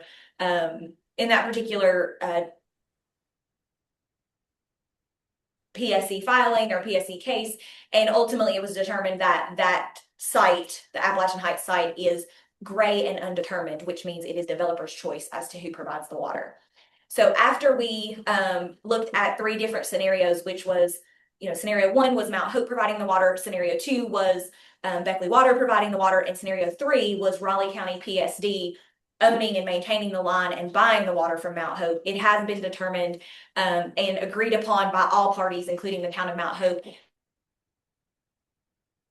that the path of least resistance to get water to the Appalachian Heights site is to utilize Beckley Water's existing ability to serve to Appalachian Heights, then look at a next phase for potential partnership between Beckley Water and the town of Mount Hope to continue on down Route 19. So where we stand now with that is we went through the procurement process and have selected the engineer for that particular project. We have decided that we want to determine how to best serve the Appalachian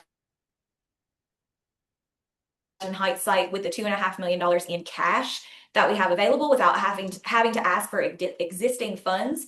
And so it has been determined that we can serve directly on the Appalachian Heights side of the road from the existing water source to the end of that site with the $2.5 million we have available. If we to move forward, we want to tie in underneath the road and serve the opposite side of the road. That will have to be an application to the state IJDC for us to find additional funds for. But the $2.5 million in cash will move that project forward. So we are currently on track, and the expectation is that we will have the bid out by the beginning of March and be ready to select a contractor to break ground at the beginning of April when spring arrives. So that's kind of where we are now. There is I think there have been conversations. I have not been directly involved in these conversations, but the property owner is actively marketing that site.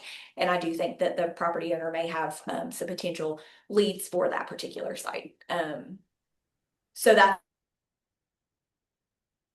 where Appalachian Heights stands now. So the $2.5 million, does that include the $250,000 that the Fayette County had pledged? Correct. Okay, so that is included. Yes. All right, the second question, you said you stated that Mount Hope has decided the best way of providing water to that property is to bring it from the Raleigh County side? I don't think it's the best way. I do think it is the path of least resistance for us to be able to get there quicker, because there is a significant plant upgrade required by Mount Hope to serve the site. And so the question was, what is the fastest way to get water to that site?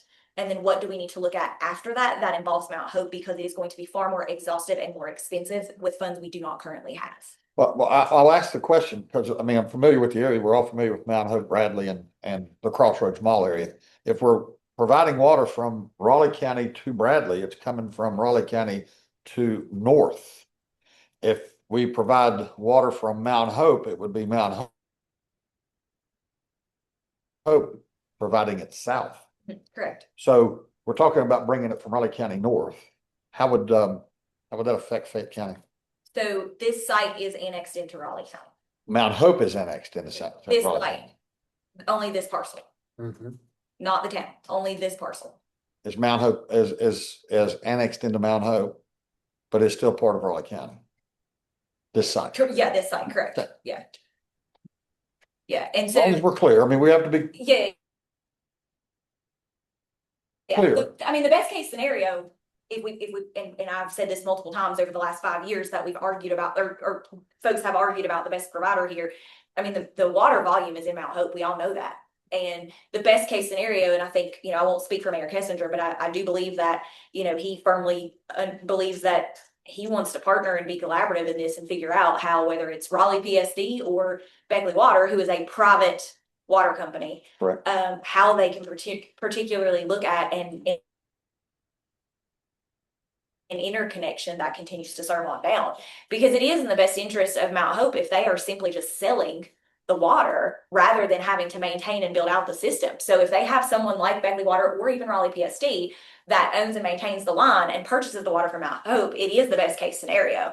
I think that there is a history that you, me, and probably a lot of others were not privy to that have created this very tense situation over the last 40 years where there hasn't been a willingness to all come to the table. But as I understand, you're saying the option right now is option 2, which would bring it from Raleigh County. That wouldn't affect Mount Hope's water at all. Correct. And that is option 3. But Mount Hope will see B&O tax. Mount Hope will see B&O tax, but we're talking about the water situation now. That's a whole different subject. The water situation is, even though Mount Hope has an abundance of water, good, clean water, that this would not in any way affect that. Correct.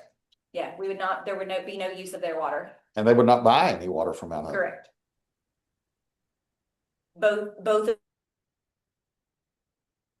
of those options are incredibly expensive, and if we determine that we want to move forward with those, which I do think are going to have to be done. I mean, we're essentially just moving the current problem one parcel over is all we're doing.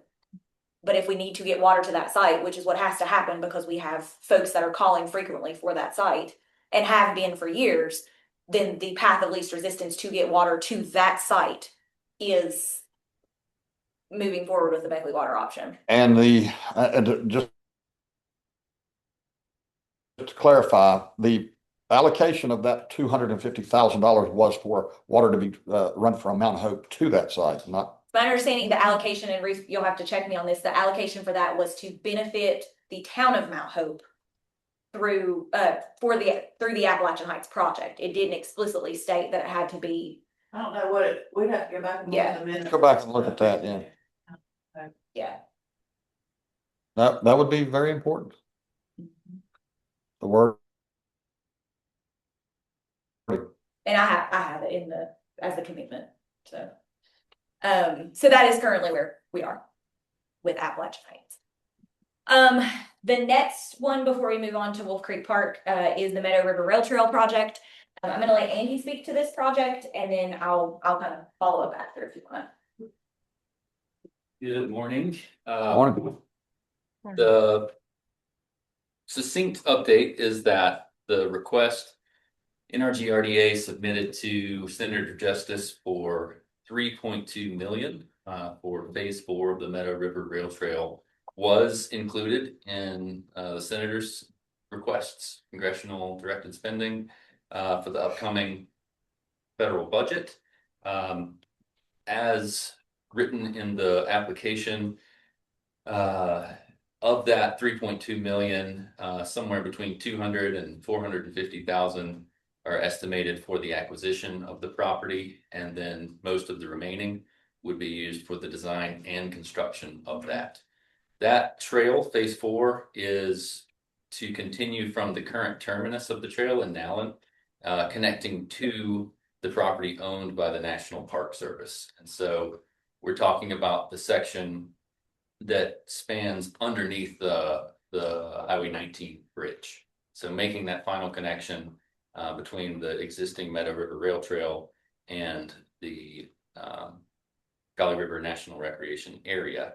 So with this application, we're tuned in to, all of the partners that were listed include Fayette County, Greenbrier County, Nicholas County, all of the existing partners for the Meadow River Rail Trail project. That also includes many local nonprofits, including the New River Alliance of Climbers, who have a very clear interest in improving access for climbing in the Meadow River Gorge. So pulling all those stakeholders together, as well as the National Park Service itself, which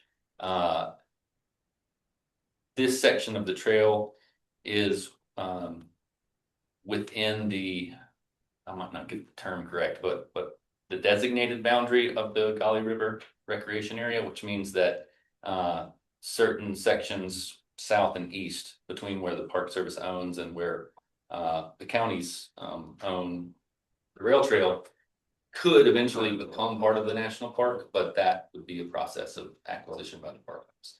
All that being said, it's a clear interest of the National Park Service for the sustainable management of this property, recreational uses, we're very excited that it was included in the senator's requests. And as we've seen in recent years, this process can go a number of ways.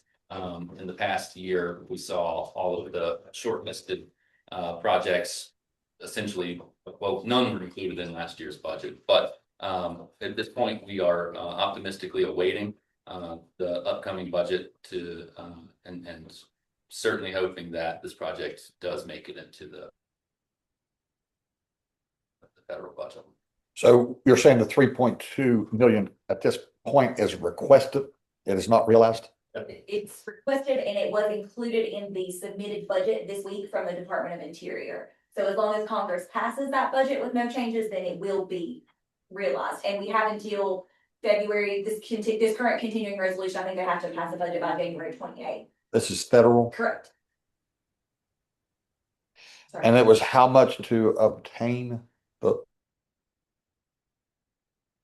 the property? What was your estimate? Our estimate was between 200 and 450,000 and to obtain to acquire the property. 200,000 Correct. and 200 and what?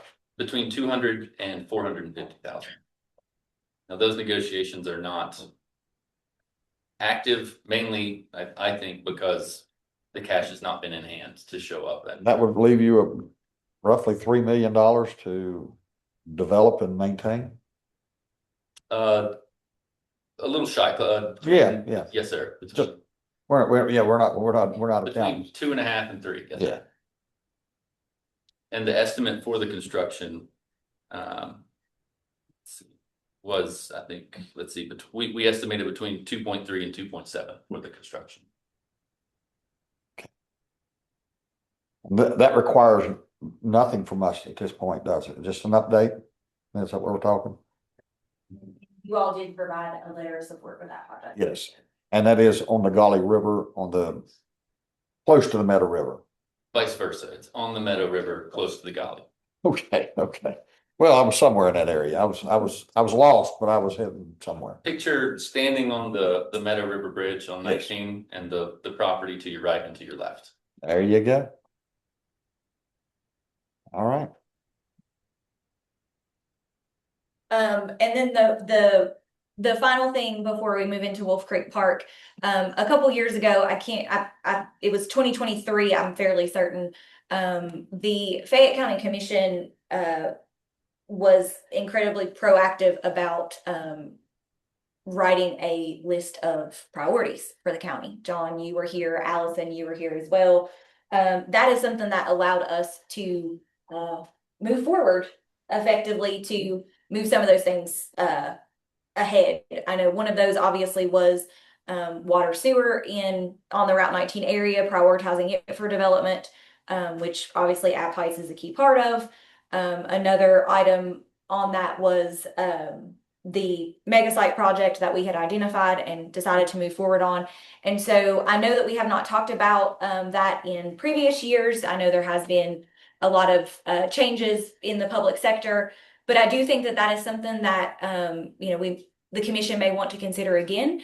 I know that we as a regional organization, a lot of times counties compare themselves to one another to say, well, this is happening in Summers County, or this is happening in Raleigh and Nicholas. Why isn't it happening in Fayette, and vice versa? This is happening. Why didn't we get this?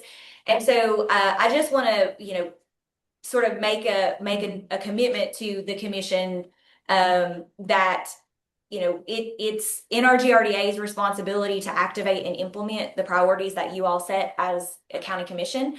And so when we are unaware of what those priorities are, or confused, or hearing different things from different leadership across a county, it is very difficult for us to move forward with our work in these communities. And so we continue to trudge forward. We are very grateful.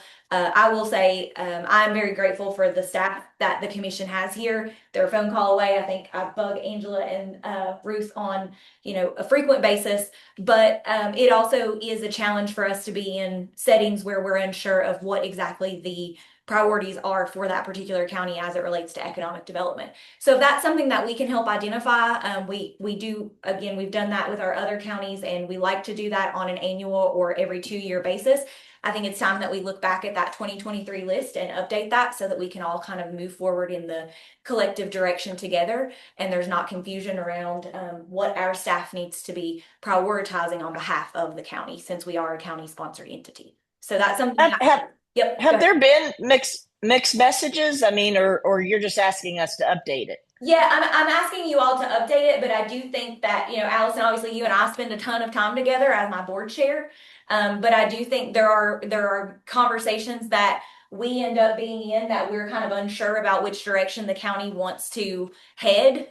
Particularly, I mean, I think Wolf Creek Park is one of those. We've been trudging along with this housing priority, and we're hearing from other sources there may be different interest for Wolf Creek Park. And so that hasn't changed to my knowledge. I mean, we voted and that's what we've been proceeding on. That was part of the whole plan from the beginning, was it's for housing. It has to be for housing because of the COVID money that we've applied toward that project.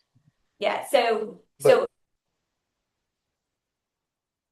this group that did a presentation to us and didn't give us anything to go by, it was just like taking a dart and throwing it up in the air and see if it comes down and hits you in the head. Yeah, so I do think, obviously we were frustrated. I mean, Andy, we have been trudging through this together. We were frustrated with that presentation because there is a lot more information on the background of that they didn't present in a way that was new to you all. We were also somewhat frustrated by the lack of forward momentum on the capital stacking. We've course corrected immediately following that meeting. We met with them that afternoon to course correct. We do expect that we will have a full capital outlay for Wolf Creek Park by the end of this month. That is what the contract now states, that we have signed, that there will be a capital outlay. They are prioritizing the TIF district that is already on Wolf Creek Park. They are also prioritizing the infrastructure numbers and the dollar amounts that we can kind of determine what investment needs to be looked at. And then also identification of what type of price point if that we would need to market Wolf Creek Park. I will say, and these are the what I would like to talk to you all about today is we do have active negotiations on Wolf Creek, and we obviously cannot speak publicly about those because we are bound by confidentiality agreements. But as promised in the MOU that was originally signed between NRGRDA and the County Commission as it relates to Wolf Creek Park, this has to be a mutual decision on how we move forward. So we want to make sure that is in alignment with the priorities of the County Commission. So my question, and you've mentioned leadership and confusion, maybe. Well, maybe this body's confused too, because you've been in control of Wolf Creek Development since September of 2024. Correct. All right. This is January of 2026. Have you negotiated with any land developer? Yes. For housing? Okay. Well, that would be a good thing that they could have brought to us. They don't know that. I understand it, but the NRGRDA should bring it. It goes out and just does anything. You should bring it. Well, you should bring it to us. Now, second thing, have you contracted or talked to infrastructure that we have, and you have that lined out? We have numbers of that's what the land planning entity is now pulling together. We have the numbers that it is going to. Have you brought it to this commission to show that this is what you've developed and this is what your direction is, and here's who you've spoken to, and here's what it may cost in the future? Has that been done? No, okay, we got you. Now, and this is what I'm saying to you. Now, what do you think the direction of Fayette County is right now? You're a regional development authority.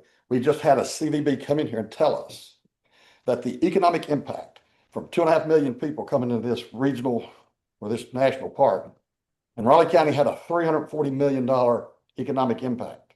We had $170 million. Is that the direction you think Fayette County is following? I'm not a CVB. She's going to be going over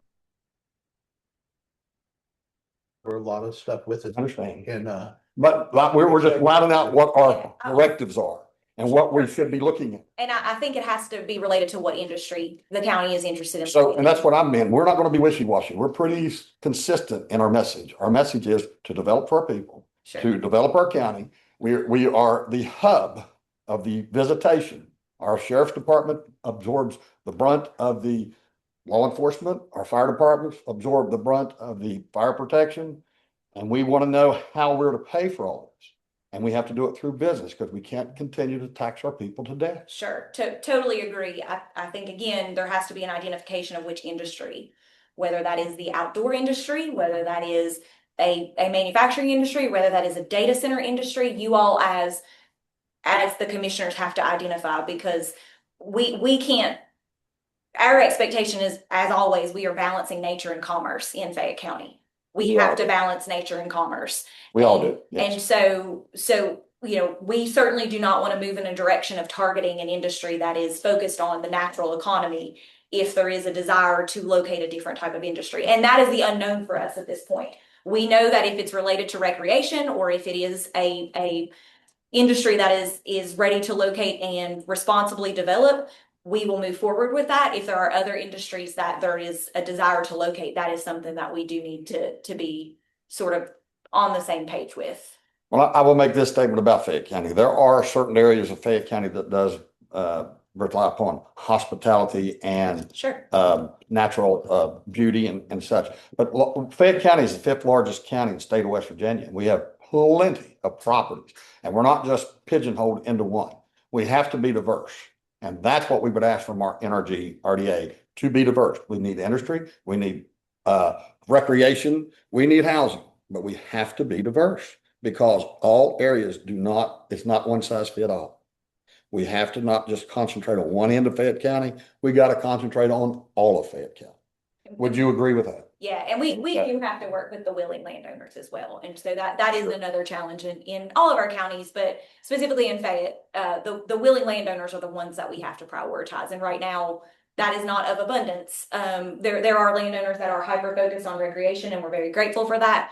But we also have to focus industrial wise, what can the property do as it relates to infrastructure. And so, you know, as you know, you all know, Wolf Creek is one of those challenges related to infrastructure. There's going to have to be considerable investment there.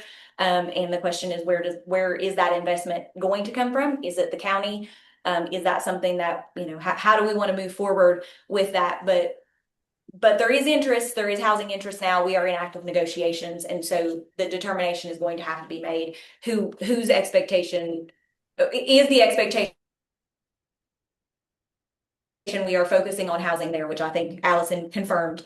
But also, you know, how are we going to fund some of this infrastructure development? Well, one last question. Mega site you referred to, is that fully in Fayette County, or does it touch into Raleigh? No, it's in Fayette. Okay. So at this time, we have some proprietary information that we need to go into executive session for. And we will require legal expertise also for the. Hey, John, could we knock out the rest of the exhibit list real quick? Because I'm trying to. What did she say? What's that? I asked if we could try to get the exhibit list, the couple of items left on the exhibit list knocked out, so we can just finish up an executive session, because I need to wrap it up soon. This is taking longer than it should have. Yeah, because we have the GST on there, and he's been on and off. Okay, well, We can figure out. Yeah, thank you. With GST, Anthony, have you ever received an email back? Nope, they're on mine. Are they? He's been off and on the whole time. Is he there now? Yeah. Okay. Well, you know what I'm thinking. Well, I know what you're thinking, but also know that until maybe that's an executive session discussion. Yeah, because, okay. All right, so how about did we do the proclamation of election for the assessor? I don't think the we did. WV core deductible payment for the URA. Let's go to number 11. Yeah, Anthony, that was that proclamation. Okay, the proclamation, do you guys understand why we need this? No. Okay, so basically, anytime there's an unexpired term that is going to be an unexpired term for a county elected official, and the election is going to be held outside of a typical election for that particular office, either the commission or the president of the commission is supposed to issue a proclamation that basically says that the position will be on the ballot in the upcoming election. Okay. So why was this never brought up before and why was it never done? We've had sheriff, we've had Let me- prosecutor. I'll explain. Okay. So you don't do it like, so let's talk about Sheriff Ridley's resignation. Okay. Sheriff was on the ballot in the upcoming election anyway, so we didn't need to do a proclamation. Wasn't a special election. Correct. Wasn't When special. Mr. Hara resigned as prosecutor, prosecutor was on the ballot in the upcoming election, so we didn't have to do the proclamation. Okay, what Yeah. about circuit clerk? Should have been. But the circuit judge should have. The circuit, we only do this for the county positions, and is the circuit clerk? Yeah, St. Clark's County probably should have been, there probably should have been one for the county when I ran. And there may, and I don't remember the circumstances with Mr. Holliday's resignation as county clerk, but I believe there was a special election. Yeah, it was unexpired. Okay, and I don't know if a proclamation was issued then, but if there wasn't, there should have. Okay. So. And this was brought to my attention by our current county clerk, Michelle Holly. So it's in the code, and like I said, the proclamation can either be issued by the president or by the commission as a whole. So I need to know what your preference is, whose signature is gonna go on it. I've got a few more changes to make to it, but basically the big issue I need to know is who's going to sign it. It should be the whole commission. Well, the code says either the president or the commission, but if you want the entire commission, then I simply need to add everybody's signature line. Yeah, just. Well, if they need, I guess my concern is if they need original signatures, you might want to just do president, because I'm not going to be back Can we, in time to do it. can we use your stamp? You can use my stamp. I just didn't know if it required originals. I mean, the code doesn't say, and I think the fact that the president has the authority to do it on his own, as long as John, I don't see it as an issue. I mean, I can have this available by the end, I can have this available by the end of the day for everybody to sign. Okay. Michelle, do you have any issue with any of this? No, Okay. I just, I'm a big nerd. Is there anything back on there? I read to cut. I mean, We to be appreciate honest with you, Tara was surprised by this whole thing too. She wasn't aware of it either. Yeah. I talked with her and explained to her the legal reasoning and assured her that this is simply something that has to be done pursuant to the code. Just process. I mean, and do you have any issue with what has happened in the past that we may or may not have done this? Do you have any issue? Reality is if somebody's gonna raise an issue that's not being done in the past, I'd say the window to raise that issue is long since closed. That's what I would hope. Yeah, okay, we'll go ahead and do what we need to be done, and I'll go ahead and sign. Okay, I'll Just- get it, like I said, I'll have it for you, before the end of the day, that we get two commissioners that are in town to sign it, and then we'll use Allison's stamp to sign her signature. Okay. All Do right. we need a motion to decide to do that? I don't think you do.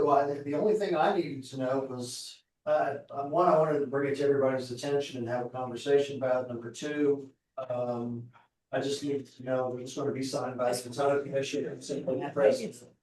Okay. And like I said, we should thank Michelle for bringing this to our attention. Yeah, that's what I was getting ready to do next. Thanks, Michelle. Sorry, I'm a big pain. You're doing your job. All right, thank you, Anthony. Thank you, Michelle. We have. Huh? He dropped off. Who did? So now we can go to the URA deductible. Okay, So we also have numbers 8 and 9. I don't think we did them yet either. yeah, we did. You were dropped off for a while, Okay. but we did those. Okay, 13. So I have forwarded you guys an email for WB Court requesting a deductible payment from a URA lawsuit that's ongoing. I know, right? If they keep on getting. And you guys had suggested that we would just. That you wanted to pay that. And put it on the agenda, so now you decide. And what's the amount? It's $10,000 probably, but Their whole deductible would be 10,000, but I don't think it's up to that yet. I mean, I guess you could authorize up to the $10,000. And that is, that occurred for the URA. But isn't this for those personal lawsuits where Rick Johnson is suing a couple of former URA members in their personal capacity, and then I guess they figured out because they were acting as URA members, even though, we didn't agree with their actions at the time, that they were covered by the insurance. But I mean, this is one of those, this is iffy for me. I'm kind of, when was this lawsuit instituted? I mean, it's been going. It's a couple years old. So is there some kind of requirement that we have to pay the deductible every year? Or was the I think they haven't hit the deductible yet. I mean, they haven't been active since. Okay, so this is an additional payment towards the deductible. Okay, this is the same lawsuit that's been lingering for probably 4 years now. Yes. Now, this is not a result of the lawsuit. I mean, this is not a ruling of the lawsuit. This is expenses incurred because of the lawsuit, correct? Correct. Let's discuss this one in executive session with the Yes. lawyers also. Yes. So GST, we're going to discuss with the lawyers, commission board seat appointments. You want to just knock that out? Yes. No, the commission board seats. Okay, there's only 2 changes on the commission board seats. Greg is going to be taking over farmland protection, and I'm going to be moving to LRA. Okay, so I move we approve those changes. So we did a swap. You got a second for my motion? Oh, did you make a motion? Yeah, I did. I said I move we approve those changes. Yeah, what about? Are we talking about that? Or you want to let it ride? Oh, that's later on. It's not just, we do 2 different ones. All right, second. Okay, we got a motion second on the floor. All those in favor? Aye. Aye. Okay. Then it is 11:24 and we'll be moving into executive session.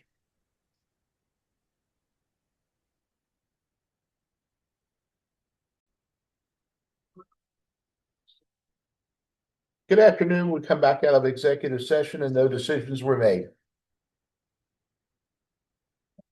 At this time, we're going to table 2 items until our next meeting. The West Virginia Court deductible payment for URA. I would like to table that until the 21st. Second. Got a motion, a second on the floor. All those in favor? Aye. I'll go ahead and you did the URA, the GST proposal. I would like to table it to the 21st as well. Second. We have motion second on the floor. All those in favor? Aye. Aye. Let's move, motion to adjourn. Meeting adjourned.